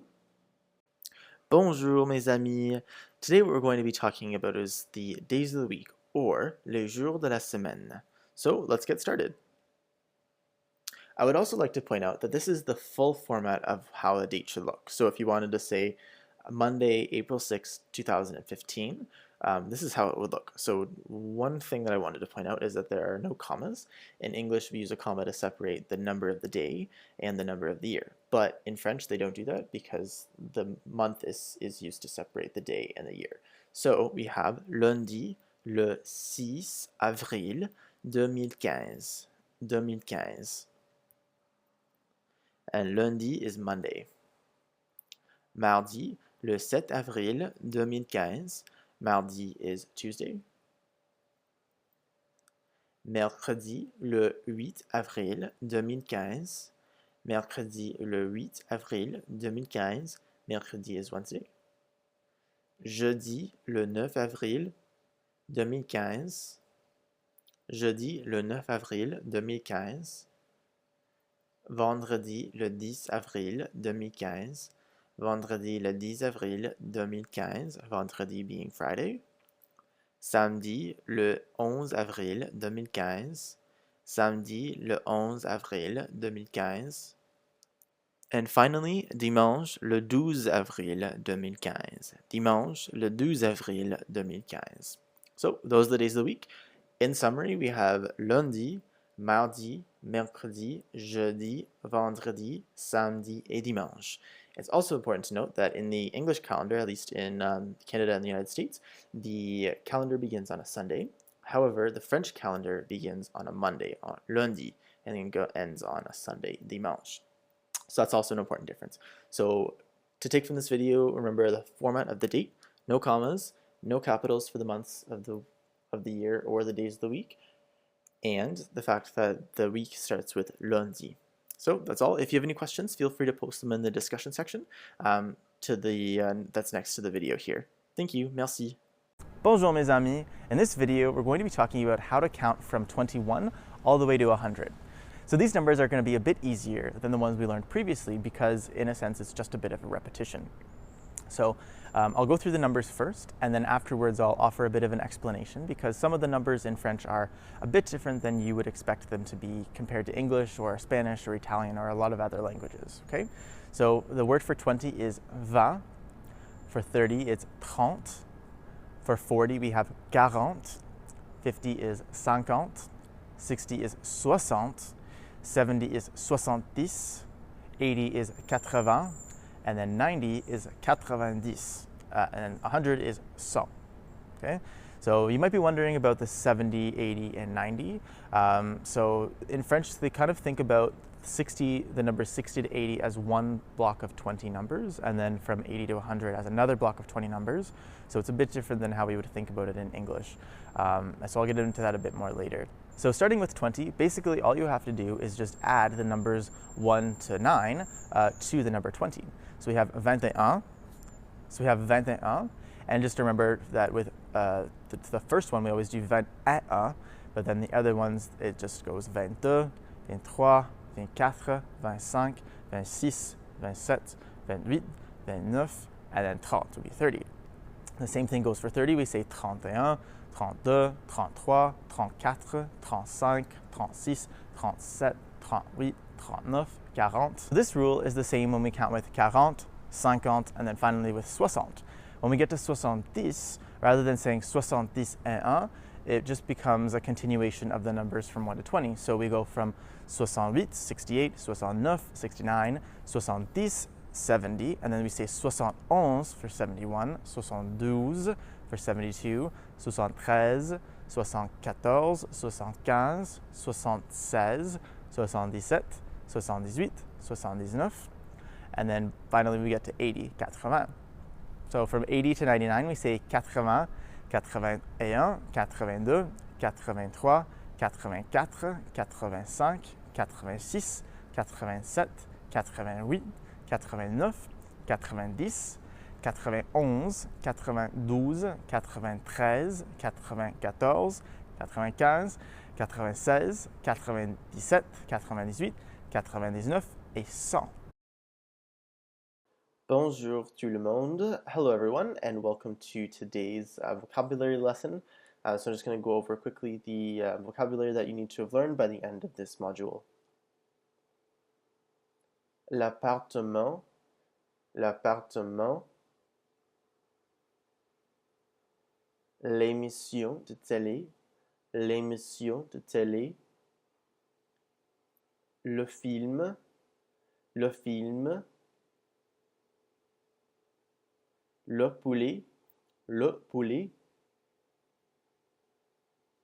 Le porc, le porc. Le bœuf, le bœuf. L'eau, l'eau. Le lait, le lait. Le pain, le pain.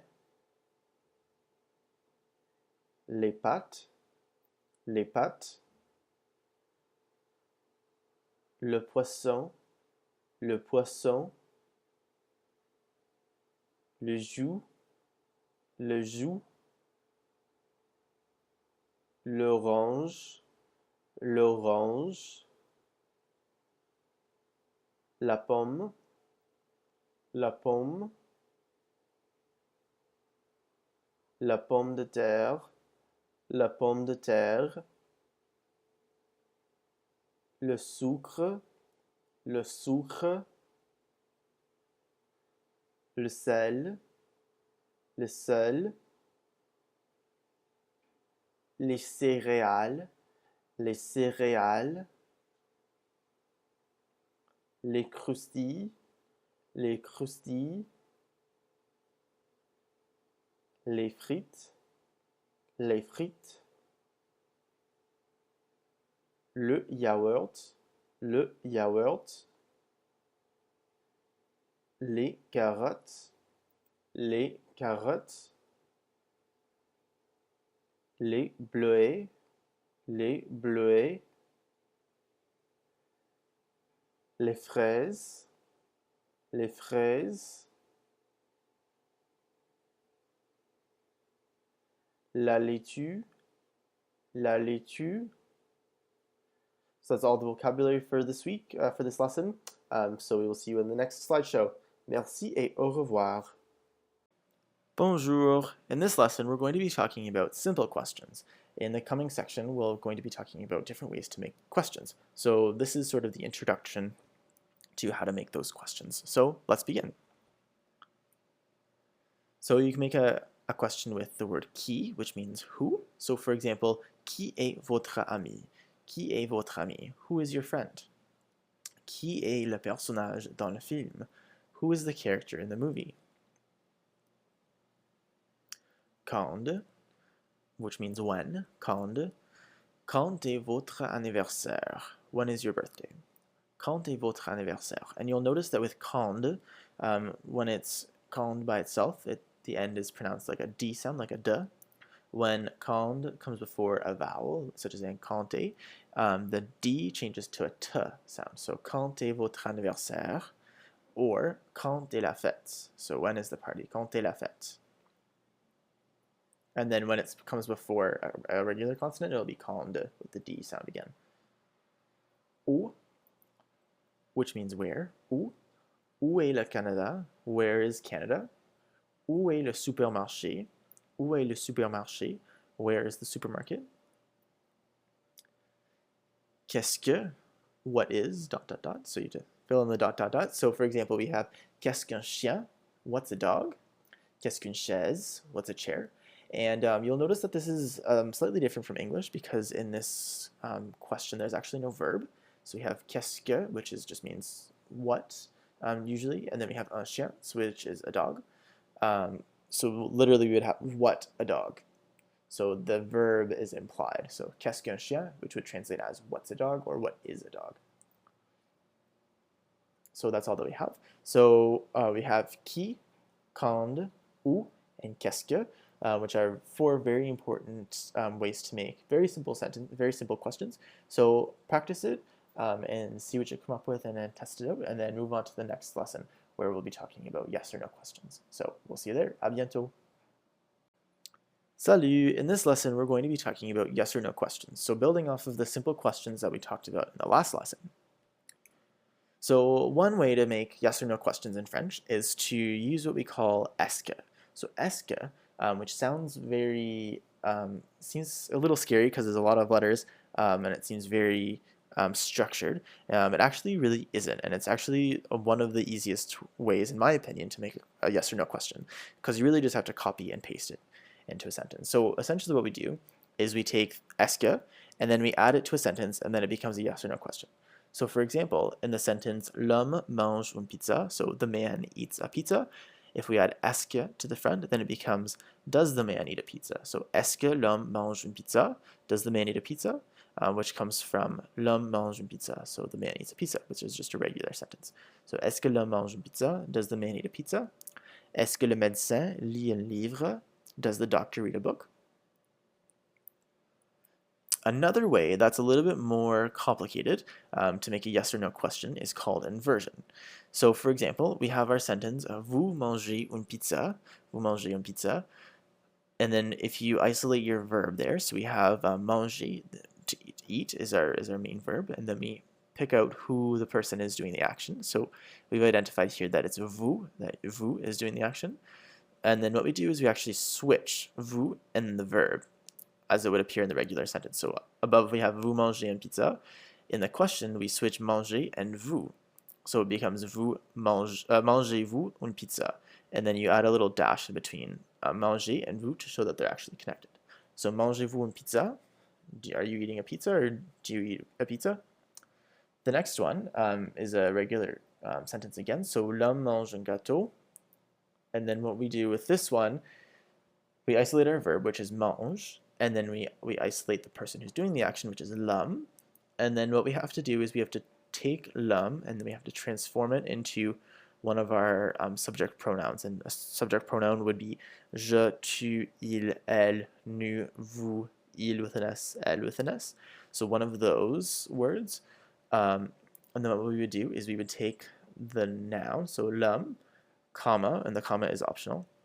It's actually not common to see the comma in there, but I've put it in just for clarification. Then we would do the inversion with the je, tu, il, elle, nous, vous, the ones that I just talked about, with the verb, and we'll switch it. So for example, we have l'homme mange, il, un gâteau.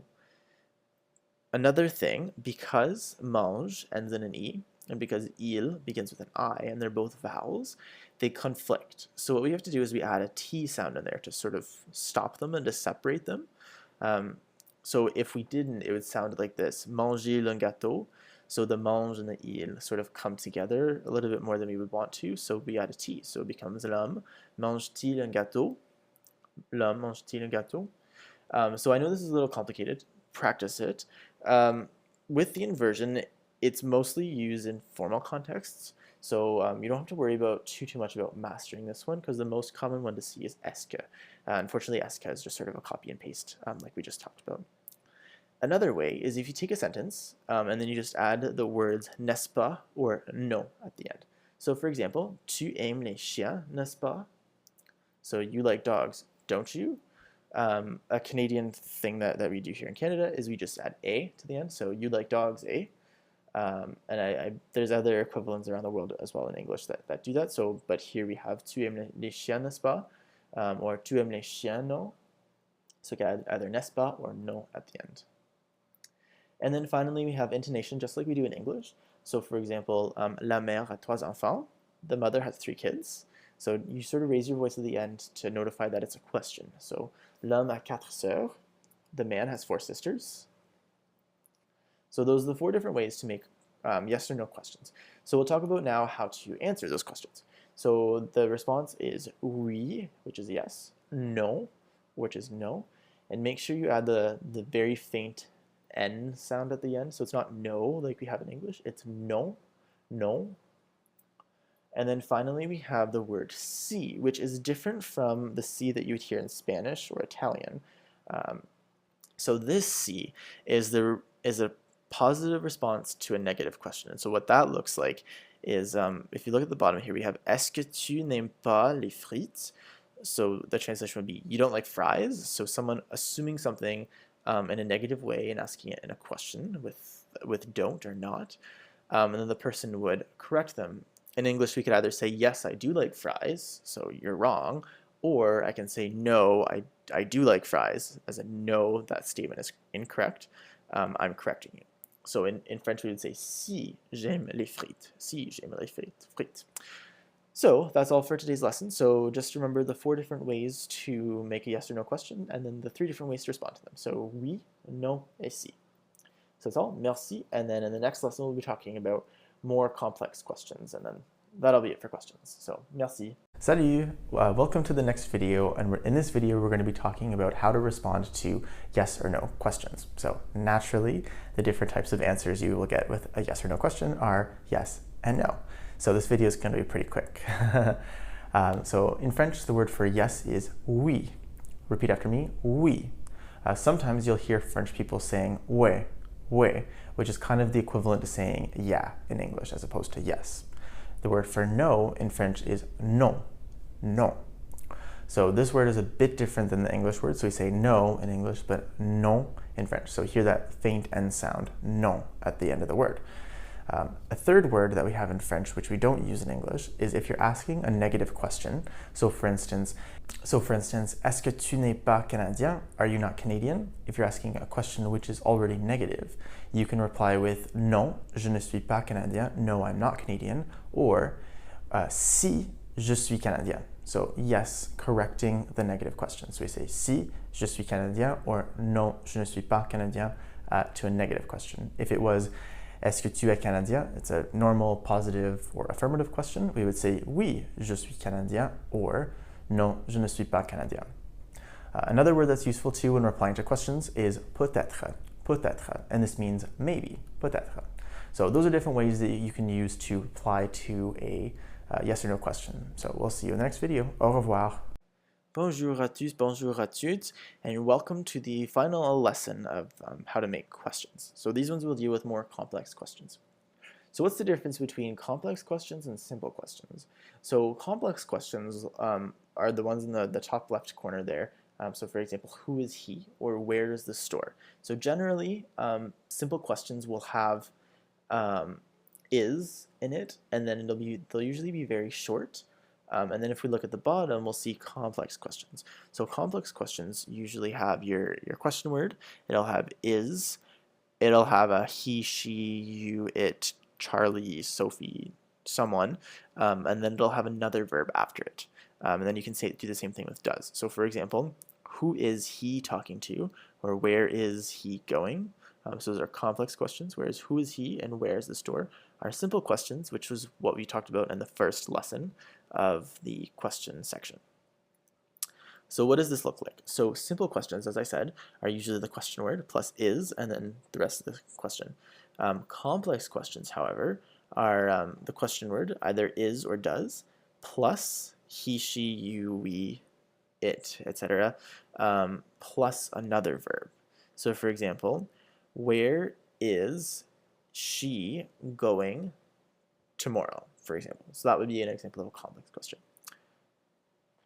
So in French, what this looks like is we would either use est-ce que or inversion. So we would have our question word, and then instead of using is or does, we add est-ce que And then we continue on, so we would have il, elle, tu, or like he, she, it, just as we do in English, and then we would continue with our verb and then the rest of our question.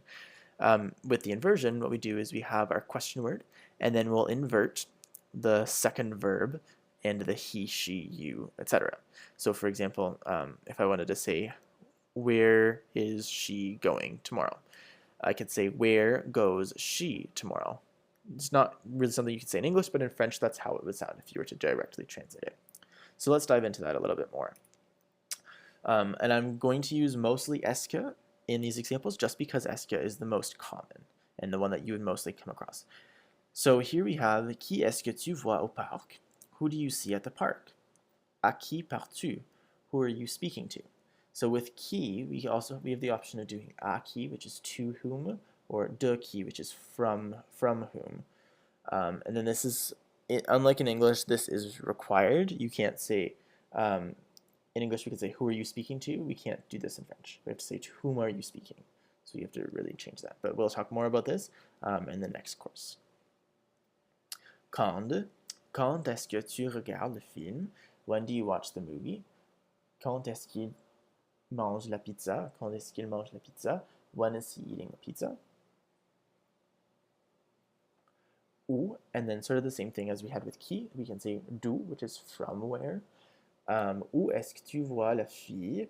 Où est-ce que tu vois la fille? Where do you see the girl? D'où viens-tu? D'où viens-tu? Where do you come from? Pourquoi? Why? Pourquoi est-ce que tu choisis un Coke? Pourquoi est-ce que tu choisis un Coke? Why do you choose a Coke? Pourquoi est-ce qu'il chante? Why is he singing? The next one is comment, which is how. Comment allez-vous? How are you doing? Comment vous appelez-vous? What's your name? And both of these questions you may have already seen before. Combien de, which is how much or how many.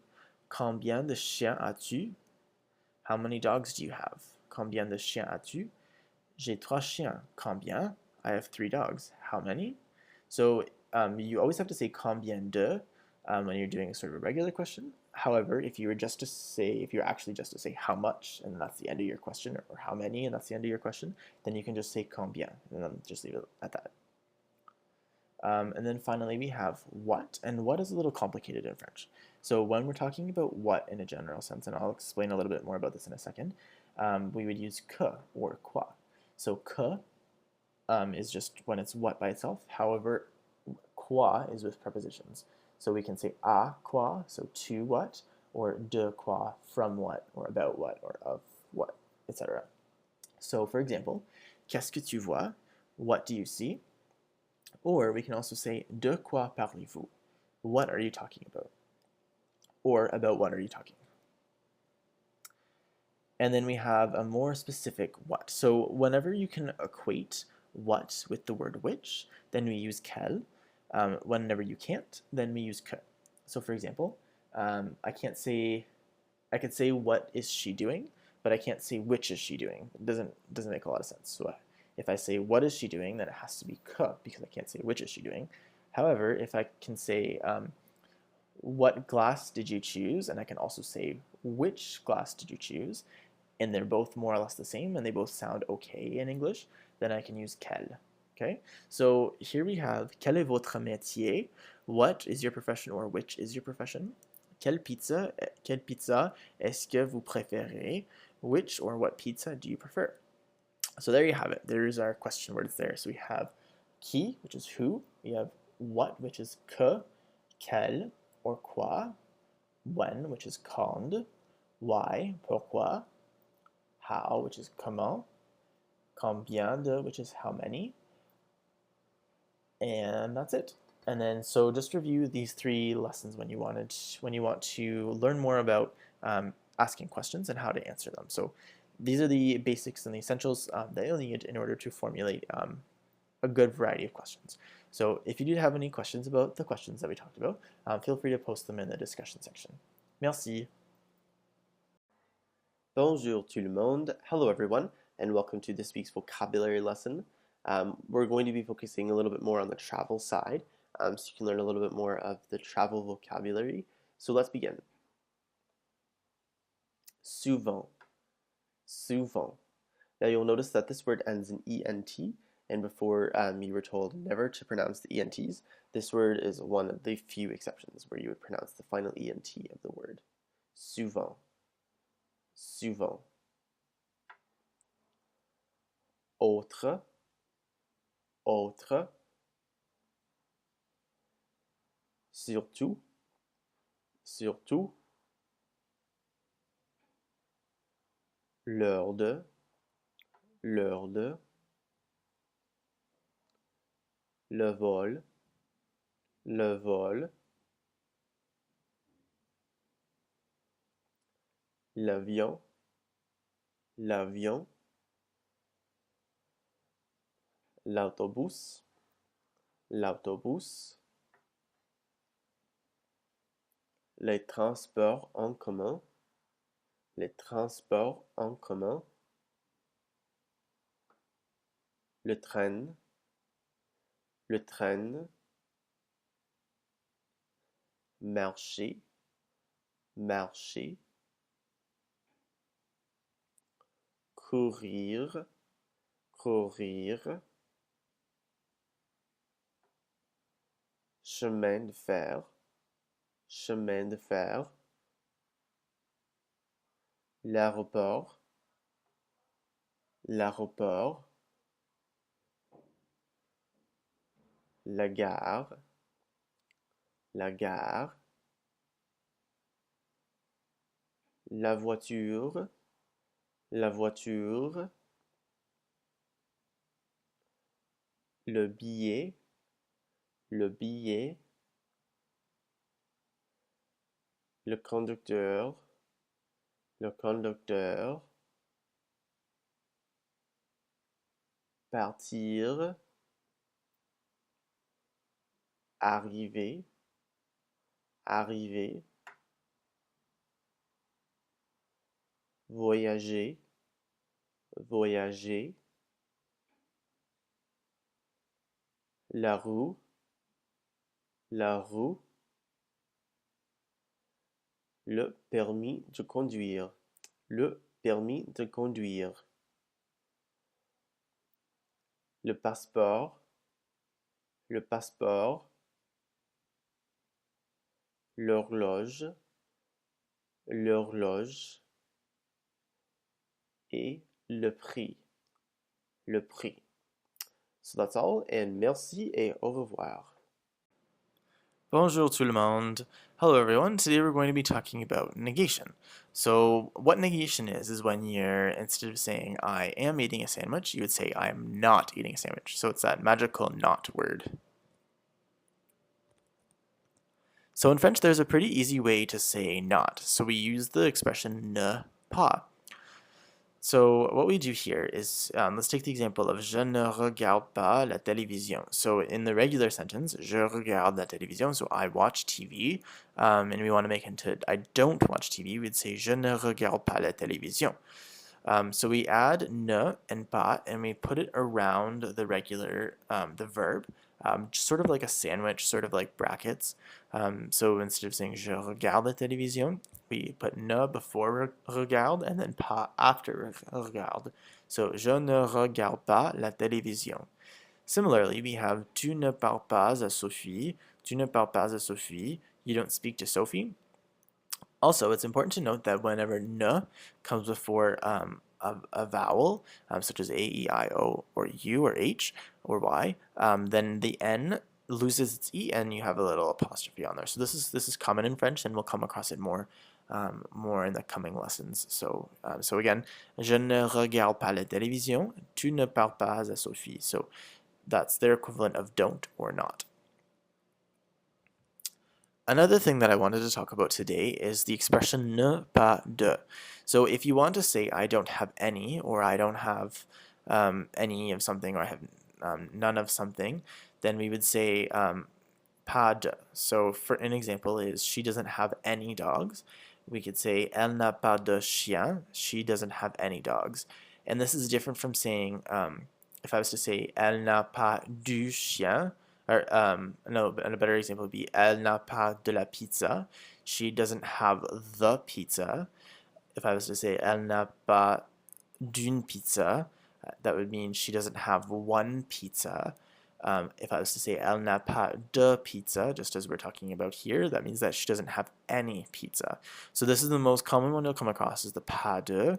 So another example is nous ne mangeons pas de pizza. So we don't eat any pizza. Okay, so here we've learned about the ne pas, which just means don't or not. And then we also learned about the ne pas de, which means I don't have any or not any. Okay, so if you have any questions, please feel free to let me know and I'll help you with those. And then one last point before we go. Vous ne devez pas oublier de continuer à étudier. So what this means is you must not forget to continue to study. So just a quick little anecdote there using our ne pas that we just talked about. So again, any questions, let me know and I'll help you out. Merci. Bonjour, salut, hello everyone, and welcome to this week's vocabulary lesson. This week we'll be focusing on ER verbs, which coincides with the ER conjugations that we'll be learning later on. Regardez, regardez. Manger, manger. Commencer, commencer.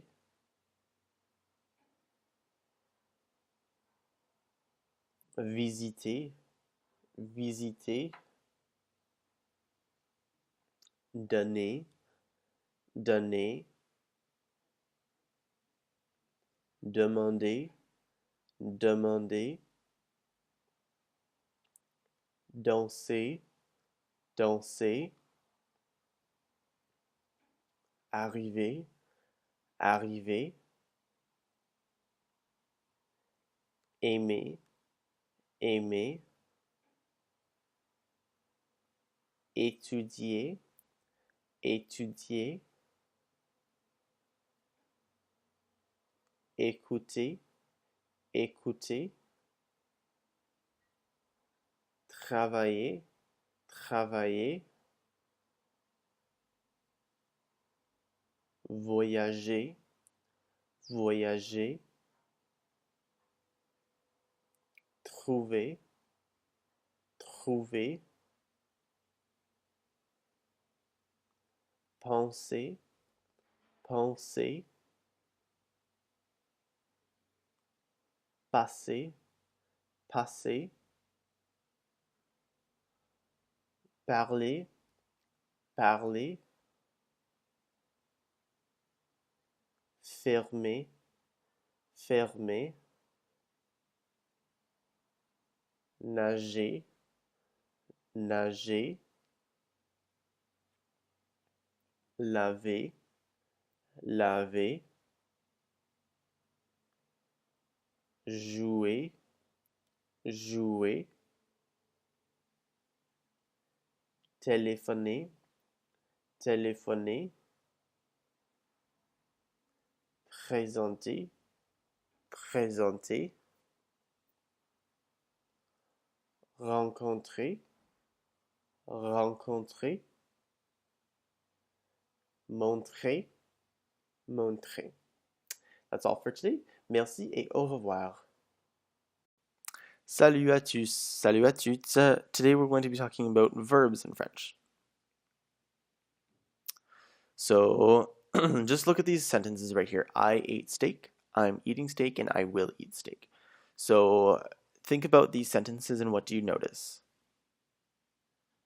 You'll notice that each talks about a different period of time. So I ate steak happened in the past. I'm eating steak is happening in the present right now. I will eat steak is happening maybe tomorrow, maybe the next day, but in the future. So verbs change, even in English, depending on the subject, which is the person who's doing the action, and the time the action took place. So whether it's in the present, the past, or the future. So in English, we're talking about the present today. In English, there's 3 present tenses. So 3 ways to change the verb to fit different aspects of the present. However, in French, it only has 1, which makes it a little bit easier on French learners. Not so much on English learners, but definitely on French learners. So for example, we have I eat chicken, I'm eating chicken, and I do eat chicken. But in French, it would just be je mange le poulet for all 3 of them. One difficulty with that is that it makes sentences for English speakers a little bit more confusing, but there are ways to specify what you're talking about, but for the most part, you'll just use that one French form. So an infinitive. So we have the infinitive parler, and then we also have the English equivalent, the English infinitive to speak. So what an infinitive is, it's a neutral verb. There's no specified time frame, so there's no past, present, or future, and there's no specified speaker. So it's just sort of sitting in limbo, waiting to be fit into a specific time and with a specific person. It's the most basic form of a verb. So in English, you'll always see infinitives with the verb or with to before it. So to speak, to listen, to read. However, in French, the infinitive will always be followed by ER, IR, or RE, which are considered the three types of verbs. So as I said, there's ER, an example is parler. There's IR, an example would be avoir, which you've already learned. And then there's RE, which is être, which you have already learned as well. So verbs are sorted into those three categories based on their endings. Each of the three groups, the ER, IR, and RE verbs, have their own conjugation patterns.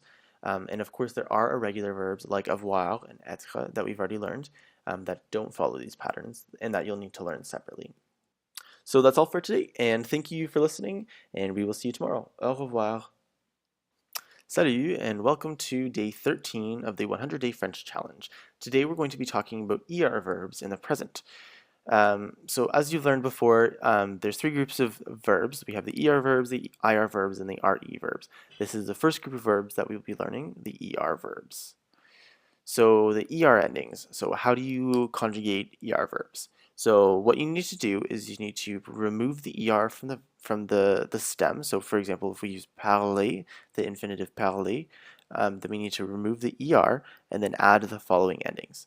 So for je, we add an E. For tu, we add an ES. Il, we add an E. Elle, we add an E. Nu, we add an ONS. Vous, we add an EZ. Il, we add an ENT.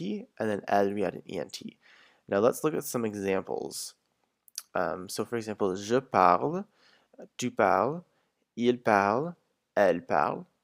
Nous parlons, vous parlez, il parle, elle parle. You'll notice that the last two, the il with an S and the l with an S, the ENT is never pronounced in French. There's only one word in French where you would pronounce the ENT, that is used frequently at least, and that is not a verb. So whenever it's a verb and there's an ENT, never ever pronounce it. Another example is habiter. So we have j'habite. You'll notice that it's apostrophe, it's contracted. So je plus a vowel is J apostrophe. J'habite. Tu habites. Il habite. Elle habite. Nous habitons. Vous habitez. Ils habitent. Elles habitent. Habiter, because H is most of the time a vowel in French, you'll notice that we have a lot of the Z sound going on that I was talking about earlier. So make sure you make the Z, the Z in between the nous, vous, ils, elles, because H is considered to be a vowel in this case. So of course there's exceptions to the pattern. That's always fun. So two notable exceptions are manger and commencer. So for manger, it's the same pattern. So je mange, tu manges, il mange, elle mange. But when we get to nous, if you were to follow the steps that I gave you at the beginning, you would develop nous mangeons. But because you want to maintain that je sound that's in the other types of verbs for manger, we have to add an e because the G just in front of the O makes a g sound. So we add an e to make it a soft, like the same soft sound. So je mange, tu manges, il mange, elle mange, nous mangeons, as opposed to nous mangeons. Vous mangez, il mange, elle mange. So that E just adds more continuity throughout the verb pattern. And then we have commencer, which has a similar issue. If we look at the new form, we can see that following the steps that I gave you before, we put the C right in front of an O, which would be commencons, which doesn't sound very nice, and it doesn't follow the other sound patterns as the other verbs. So what we do is we add that special C, the CD with the little squiggle at the bottom, and what that does is it makes the C sound soft. So just as if it was coming before an I or an E. So now it's nous commençons as opposed to nous commençons. So je commence, tu commences, il commence, elle commence, nous commençons, vous commencez, il commence, elle commence. So it's just to maintain that sound pattern. So that's all for today, and I hope you have a great day. Salut et merci. Bonjour à tous, bonjour à toutes, and welcome to today's lesson. Today we're going to be talking about IR verbs in the present. So you'll recall that before we learned about the ER verbs, and then we also learned that all verbs in the infinitive form, of course, end in ER, IR, or RE.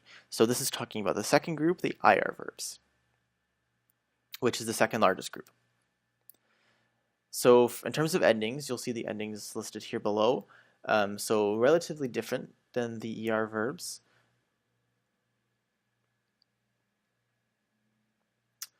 So just a couple of examples. We have the verb finir, to finish. Je finis, tu finis, il finit, elle finit, nous finissons, vous finissez, ils finissent, elles finissent. So you'll notice that for the il and the elle with an S, you don't pronounce the E and T. You still don't pronounce it, but make sure that you emphasize on the is. Finissent. Whereas you would say je finis, tu finis, ils finissent, elles finissent.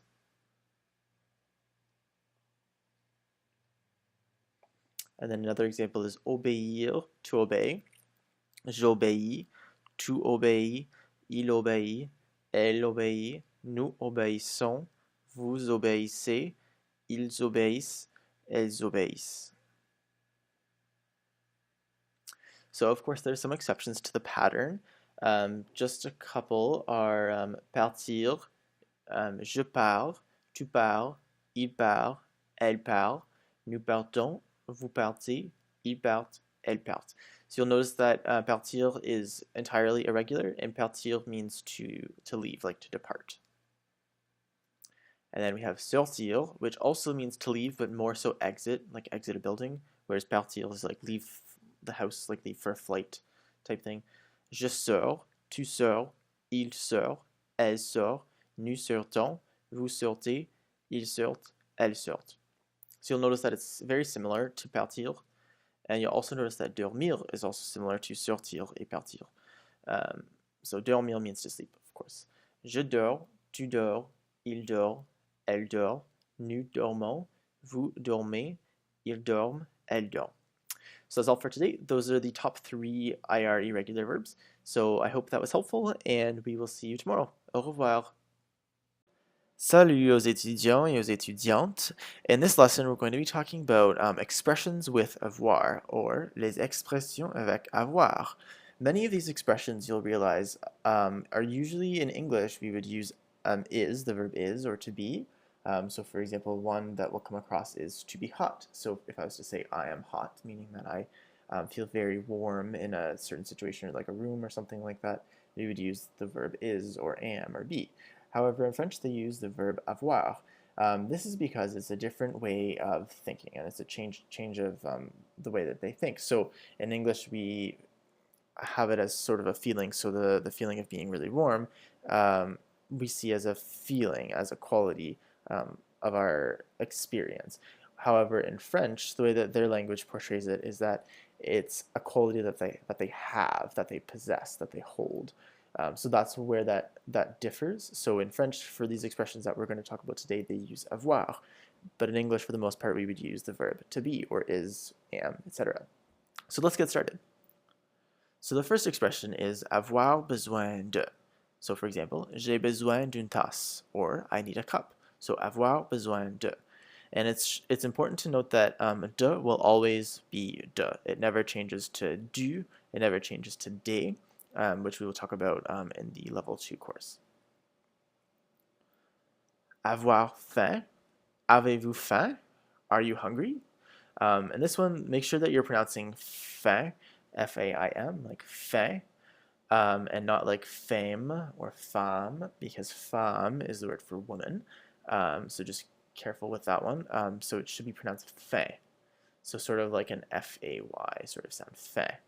Avoir faim. So that's to be hungry. Avoir soif. Avoir soif. Il a soif. He's thirsty, so to be thirsty. Avoir chaud.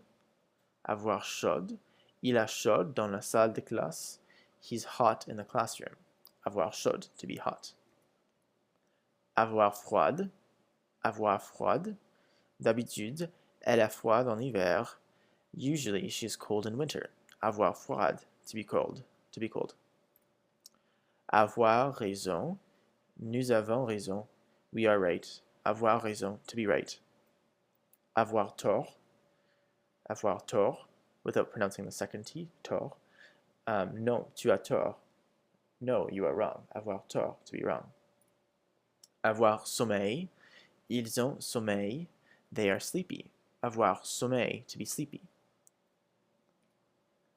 Avoir la gueule de bois. Avoir la gueule de bois. Après la nuit passée, il a la gueule de bois. After last night, he's hungover. Avoir la gueule de bois, to be hungover. Avoir peur de. Elle a peur d'un chat. She's scared of a cat. Avoir peur de, to be scared, or to be afraid of. And then finally, il y a. Il y a.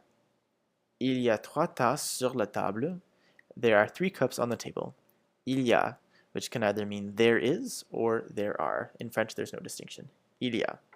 So it's all, try and memorize and practice using those expressions because they are very important, and you'll hear them pretty often in the French language.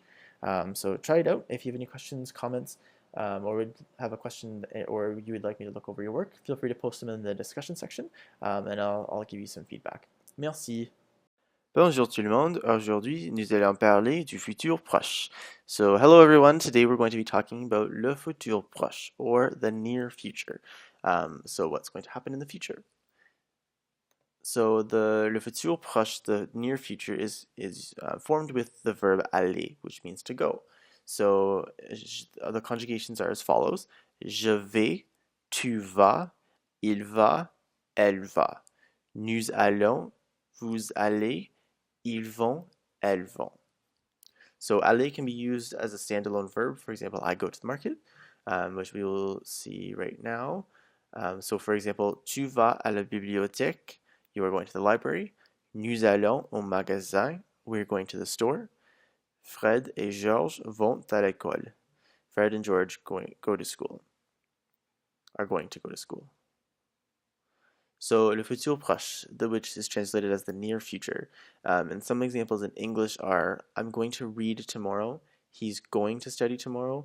They are going to clean it.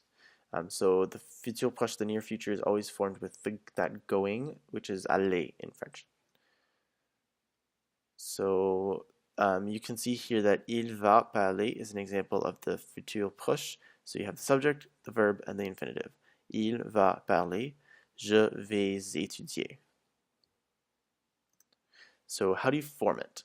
So you conjugate aller in the present tense, so the je vais, tu vas, il va, etc., etc., and then you add the infinitive after aller. So some examples are je vais regarder la télévision, tu vas manger bientôt, il va étudier espagnol, elle va lire un livre. So futur proche, thankfully, is one of the easiest verb tenses that you will have to learn in French. There's absolutely no irregularities, there's no exceptions, and if you know aller, then you can easily know how to use the le futur proche. So I would encourage you to practice, and that's all for today. So hope you enjoyed today's lesson, and merci beaucoup. Au revoir. Bonjour, salut. In this lesson, we're going to be talking about 25 pays en français, so 25 countries in French. So let's get started. So as we mentioned at the beginning of the course, all countries in French, well actually most countries in French have a gender, and most countries in French also have an article. So how do we tell which ones are feminine and which ones are masculine? So personally, for me, I find that this is the easiest grammar rule in terms of differentiating between what's feminine and what's masculine, because it's quite straightforward as opposed to regular nouns, which are very sort of up in the air and you have to learn them as you go along. So with countries, usually about 95% of the time, if the country or the region or the province or state or whatever ends in an E, then it's feminine. If it doesn't end in an E, then it's masculine. However, there's some countries that are plural, and usually they're plural in English as well. So, for example, the United States, plural, the Netherlands, plural, the United Arab Emirates, plural again. So if it's plural in English, then it's also plural in French as well. There's a couple of exceptions, which is why I said 95% of the time this rule makes sense. So the exceptions are le Cambodge, so although it ends in an E, it's masculine, le Mexique, and le Mozambique. Those are a couple of the main exceptions. There's a couple more, but those are the main exceptions. So let's get started. So these are 25 countries, ones that you generally hear people talk about the most, at least in Canada, in terms of the regions that we generally travel to. And then also I've added in some countries that are very francophone as well, from different regions. So we have le Canada, Canada, la France, France, les États-Unis, the United States, l'Allemagne, and this is Germany, l'Allemagne, l'Australie, Australia, le Japon, Japan, la Chine, China, la Corée du Sud, South Korea, l'Argentine, Argentina, l'Espagne, Spain, le Mexique, Mexico, l'Inde, India, l'Angleterre, which is England, la Bretagne, which is Britain, le Royaume-Uni, which is the United Kingdom, le Portugal, which is Portugal, l'Italie, which is Italy, la Russie, which is Russia, la Belgique, which is Belgium, la Suisse, Switzerland, la Nouvelle-Zélande, New Zealand, la Grèce, Greece, l'Afrique du Sud, or South Africa, les Pays-Bas, which is literally the lowlands, but in English the word would be the Netherlands, le Québec, and now I know this isn't a country, but it's definitely an important part of Canada's French community and French region, so le Québec, l'Haïti, Haiti, and finally, la Centrafrique, which in English is the Central African Republic. So I personally prefer the name La Centrafrique because it's quicker to say, but in English it would be Central African Republic. In French, La Centrafrique. So that's all. Those are 25 countries in French. Most countries will have a French equivalent. So if there's a country that I didn't talk about, look it up in the dictionary and see how it differs from the English version. So that's all. À bientôt. Merci. Bonjour tout le monde. In this lesson, we're going to be talking about traveling in French, or voyager en français. So how do we indicate direction? One point that's pretty challenging for French learners is that when we say, in English, we say, I'm going to France, and it's just the one word, it's just to. However, in French, we have a variety of different words that we would use. So to France is actually a little bit more complicated than it would be in English. So when we say to or in a country or a region, we would say either au, en, or au. So looking here, so remembering what we talked about in the last video about masculine countries. So with masculine countries, we use au, so AU. So for example, au Canada, au Japon. So this would just mean to Canada or to Japan, in Japan. With feminine countries, or any country that begins with a vowel. So here we have en Chine, which is a feminine country, so to China or in China. And then we have Angola, which is a masculine country because it doesn't end in an A, we know that, or because it doesn't end in an E, we know that. But because it begins with a vowel, we use en. So en Angola, in Angola. Finally, with plural countries, we use AUX, which is pronounced as O, but when it comes before a vowel, you make the Z sound. So here we have aux États-Unis, but remembering back to the word for the Netherlands, we would say aux Pays-Bas, aux Pays-Bas. Okay, so that would mean to the United States or in the United States or to the Netherlands or in the Netherlands. When talking about coming from places, it's sort of a very similar structure. So going back to the gender, when you have masculine countries, you use the word du.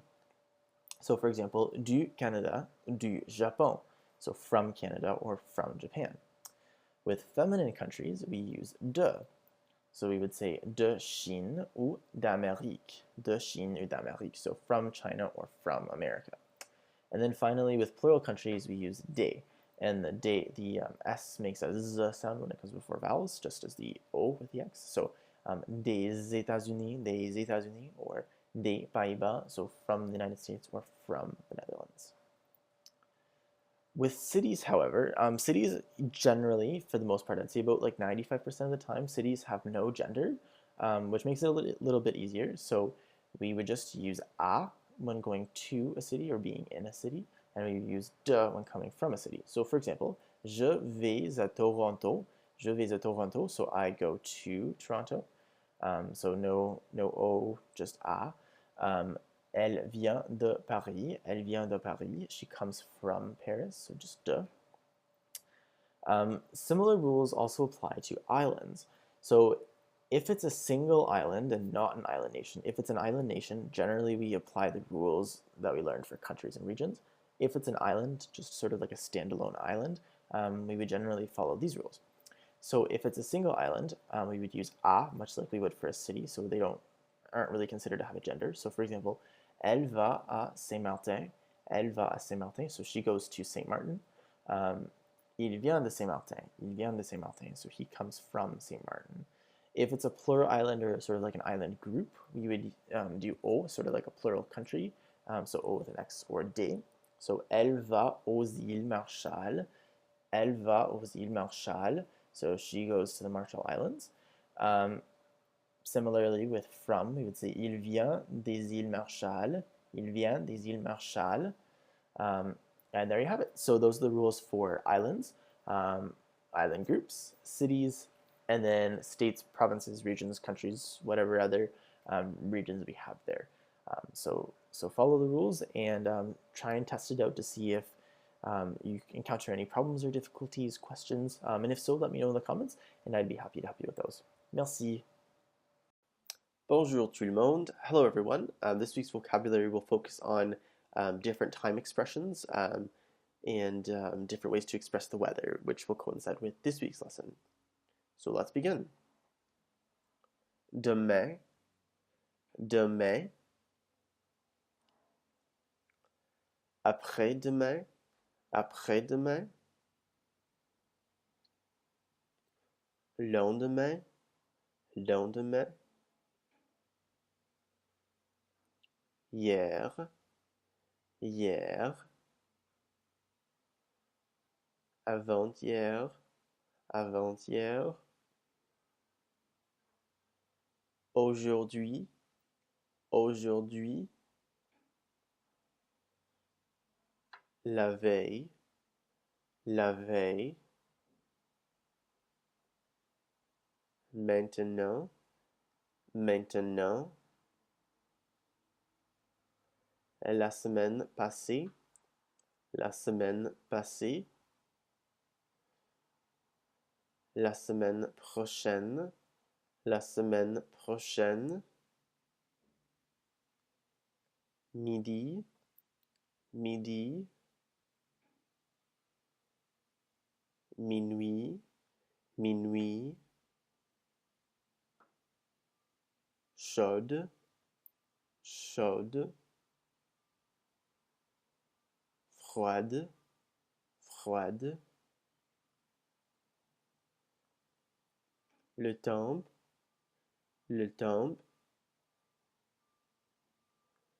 Nuageux, nuageux. Orageux, orageux. Du soleil, du soleil.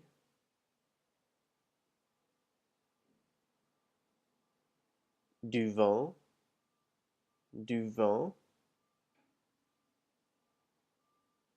Du brouillard, du brouillard. Pleuvoir, pleuvoir. Neiger, neiger.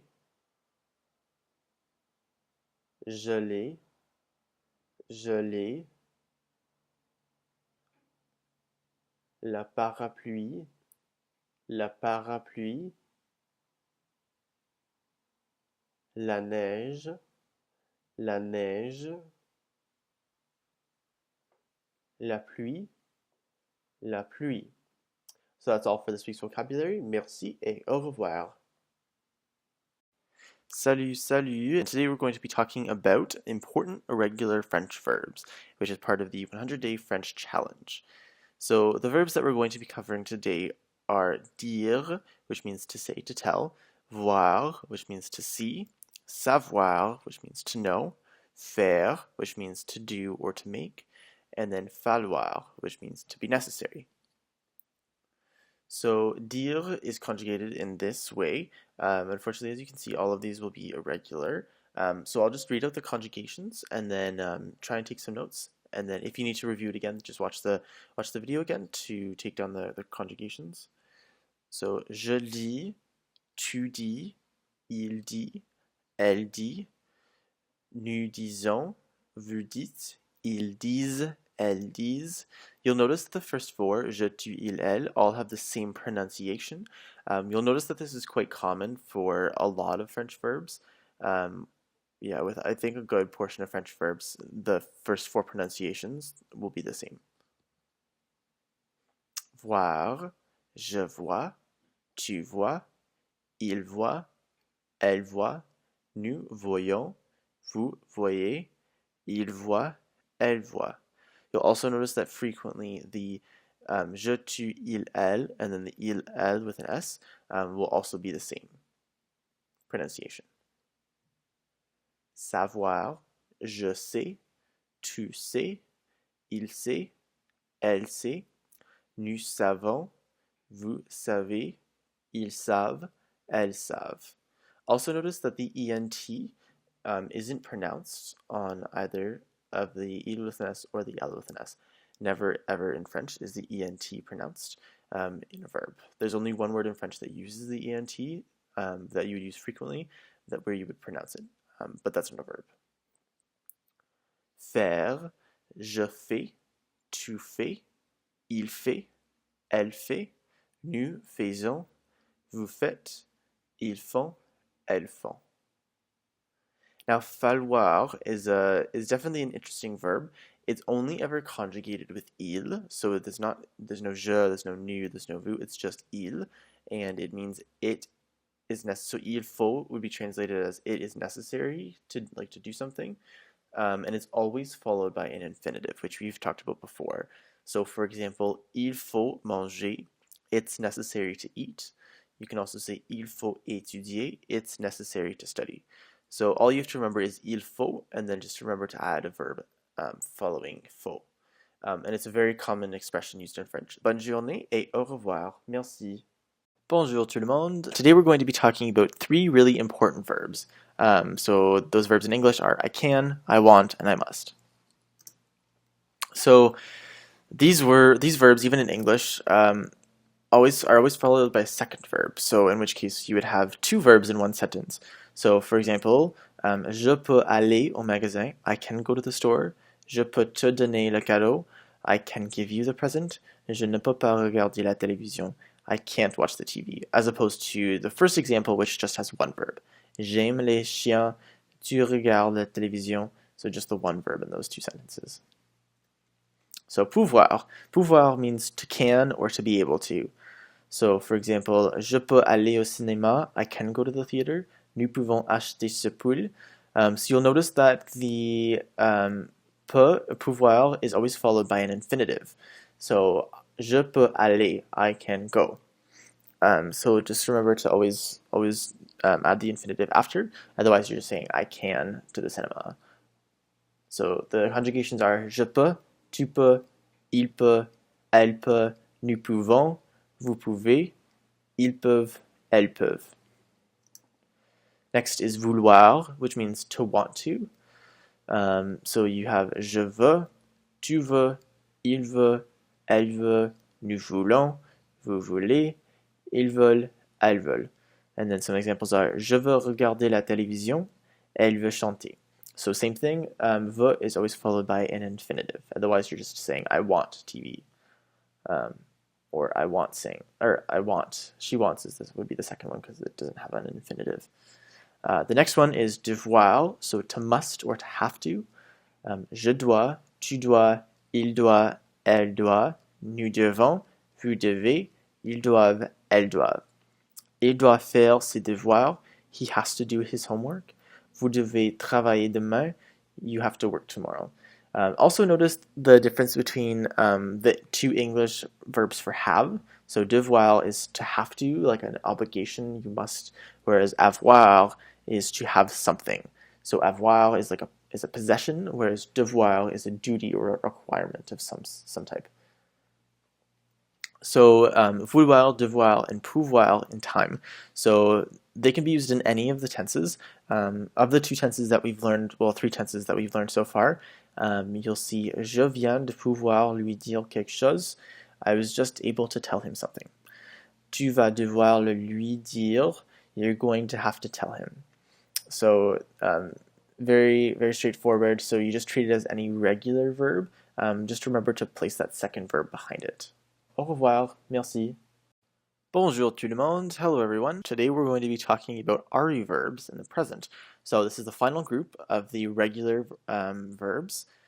So we learned about the ER verbs, the IR verbs, and now we're finally going to learn about the RE verbs. Fortunately, the RE verbs are very similar to the ER verbs. So except for the first four conjugations. So for the first two, you just add an S. The second two, il and elle, you don't add anything, so you just take off the re, and then you're good to go. And then for the nous, vous, il with an S, and then elle with an S, it's identical to that of the ER verbs. So I'll just give you a couple of examples here. Vendre, which means to sell.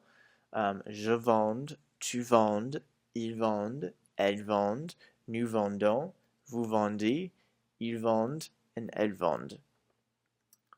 And then we have répondre, to respond. Je réponds, tu réponds, ils répondent, elles répondent, nous répondons, vous répondez, ils répondent, elles répondent. And now some exceptions to the pattern. Of course there's exceptions. So we have verbs like prendre or verbs that are similar to prendre, like comprendre or surprendre. Je prends, tu prends, il prend, elles prend are all the same. They're all regular. Whereas the next four are irregular, so those are the ones you have to look out for. We have nous prenons, vous prenez, ils prennent, elles prennent. So the first two you're just taking out the D, and the second two you're taking out the D and adding an extra N. And then for mettre, again with it would be similar to promettre, so it's very similar. So je mets, tu mets, both regular, and then we have il met, and then elle met. So the only difference with these ones is that there's not a double T like it should be. Actually, sorry, the first four are irregular because it should, if you're following the rules, should have two T's. But in this case, it makes more sense just to have one. So je, tu, il, elle are all irregular, whereas nous, vous, il, elle are all regular. So nous mettons, vous mettez, ils mettent, elles mettent. And then finally we have lire, which is entirely irregular. It's very similar to the verb dire, which you have already learned about. So je lis, tu lis, il lit, elle lit, nous lisons, vous lisez, ils lisent, elles lisent. So that's all for today. Sais-tu? Nous avons terminé la leçon d'aujourd'hui. So we finished the lesson today. Merci et au revoir. Bonjour tout le monde et bienvenue à cette leçon. So in French, they actually use the same word for this and that, whereas in English we specify. So the four words that they use are ce, cette, and c'est. And they agree in gender and number, which is why there's four of them. So ce is used for masculine and singular, like comes before masculine singular nouns. So for example, ce chien, ce divan. Set with the one T is the same thing as ce, so it's used for masculine singular nouns, but it's used for masculine singular nouns that begin with a vowel. So for example, cet œil. Also remember that H is most of the time a vowel in French. And then we also have cette, which is comes before feminine singular nouns. So we have cette table, cette télévision. And then finally we have c'est, which is used for all plurals. So for example, ces chiens and ces tables. So why do they use just one word? Well, if you think about it, in English, we don't use this and that in the same sentence very often. We'll either just say this, and then we'll either just say that. In some cases, though, you will need to specify. So for example, do you want this or do you want that? Whereas before, you might say, oh, this is my glass. Or you might say, I'm watching that television. So you're just specifying between different things and not necessarily between distances of things. But sometimes, as I said, you will need to do that between, do you want this glass or that glass, or this TV and that TV? So in order to differentiate in French, you have to add these little tiny words at the end of the nouns. So if you add si after the word, it would mean this. So ce chien ci, this dog here. Or you can add là for something that's like further for that. Ce chien là, that dog there. So ci and then là are only used for emphasis and not used all the time. So they're not super common, but you might see them. But it's good for emphasizing between two different things. So just some examples. Tu aimes ce chien-ci ou ce chien-là? Do you like this dog or that dog? Je mange ce sandwich. I eat this or that sandwich. It doesn't really matter. Elle regarde cette télévision. She watches this or that television. So it doesn't matter again. Nous choisissons ce cours. We choose this or that course. Again, it doesn't matter. Just they're specifying that it's this or that specific course. So that's all for today. And merci et au revoir. À bientôt. Bonjour tout le monde. Today we're going to be talking about my, your, our, his, her, and their, which are commonly known as possessive adjectives. So possessive adjectives are used to show possession of a noun, so a person, place, or thing. So for example, my hair, my glass, your TV, my computer, his phone, his eyes, etc., etc., etc. So in English, we use my, your, his, her, its, our, and their to express possession. In French, these forms must agree with gender and plurality of the noun, as is common with everything else that we've learned. So as such, each possessive adjective in French has a masculine, feminine, singular, plural form. So I have just listed here the possessive adjectives, and I'll just go through them just so that you know how they're pronounced. So mon, ma, mes, ton, ta, tes, son, sa, ses, notre, nos, votre, vos, leur. And it's also important to note that although you would use ma in front of feminine singular nouns, if any feminine singular noun begins with a vowel, then you have to use mon, ton, son, notre, mon, ton, or son, just to get that sound, because all three of those end in an N as opposed to ma, ta, sa, which end in an A. So it's just to add that extra level of fluidity to the sentence. So what if I want to specify between his and her? So as we just learned, son can mean his or her, but for masculine nouns, and sa can mean his or her for feminine nouns.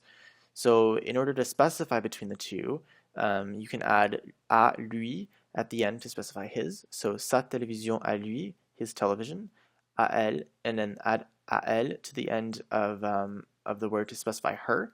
So son divan à elle, so her couch. So again, you only use this to specify. You don't use it very often. It's only if you're asking whose couch is it? Is it hers or is it his? And you would say it's his.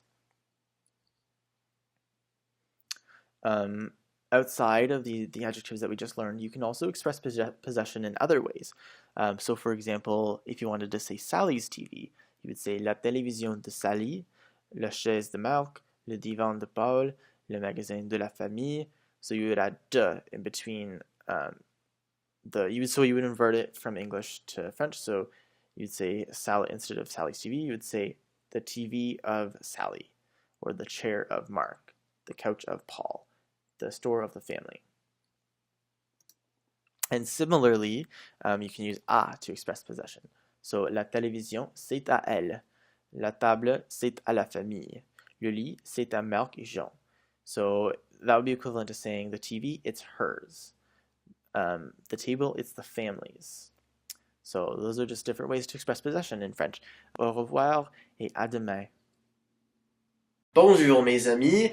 Unfortunately, we've arrived at the end of the course. I hope you've enjoyed yourself so far. I hope you've learned a lot of French, more so than you had already learned at the beginning of the course. And I hope that you're able to take a lot from this course and be able to learn even further in the future, especially when it comes to French.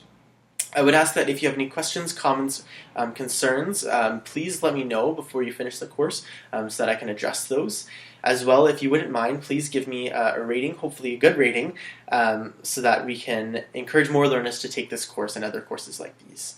So thank you for allowing me to guide you on this journey to learning French. And as I said, I hope you learned a lot. Merci et au revoir. Bonjour à tous. Merci pour votre participation à ce cours. Thanks for your participation in this course. I hope that you have enjoyed what you've learned so far. The purpose of this final video is to provide you with some suggestions to continue to learn French and to apply your language skills beyond our course. Here are 7 things you can do to continue learning French. Number 1, use Duolingo to keep learning new words. If you haven't already signed up for Duolingo, Duolingo is a free platform to learn new languages. Duolingo is specifically designed to help you learn vocabulary, but you will also learn some grammar along the way as well. It is completely free and organized into short lessons which you can do on the go. You can even learn fictional languages like Klingon. Number 2, check out my YouTube channel for some up-to-date playlists for songs in French. You can also look up your own playlists on YouTube. 2 artists who I frequently listen to are Soprano and Mes Aïeux. Check them out on Spotify, Apple Music, or YouTube. Number 3, another thing you can do to keep learning is to register for another one of my courses. Since you're already one of my students and part of my language learning community, you're eligible for a discount. Just use my coupon code on the screen. I also offer lots of different courses if you're interested in studying another language. This coupon code is only good until the end of the month, so be sure to use it before time runs out. Number 4, you can also connect with me on YouTube. I have lots of free videos on YouTube about French, Italian, Spanish, and languages in general. You'll really find my channel interesting if you love to learn about other languages. I am always posting new videos answering common questions about grammar, including why does French have weird numbers for 70, 80, and 90, or why does English have such weird spelling rules? Number 5, another great idea to put your language skills to the test are to start a journal as a way to practice. You can write in it daily about what happened to you that day, or you can write short stories, and write your notes as a summary in the journal. Number 6, purchase a workbook to keep practicing. There are lots of workbooks available on Amazon to practice learning a language. Many of them are pretty reasonably priced, and it is a good opportunity for you to work your way through grammar drills to get more comfortable with the grammar. Number 7, check out my website for some free grammar lessons and different blog posts about culture, history, and travel. So that's it for this course. I'm glad we've had the chance to get to know each other, and I look forward to staying connected with you as you continue to learn French. Any of the links I have mentioned in this final lecture are available in the supplemental resources section of this video. Au revoir!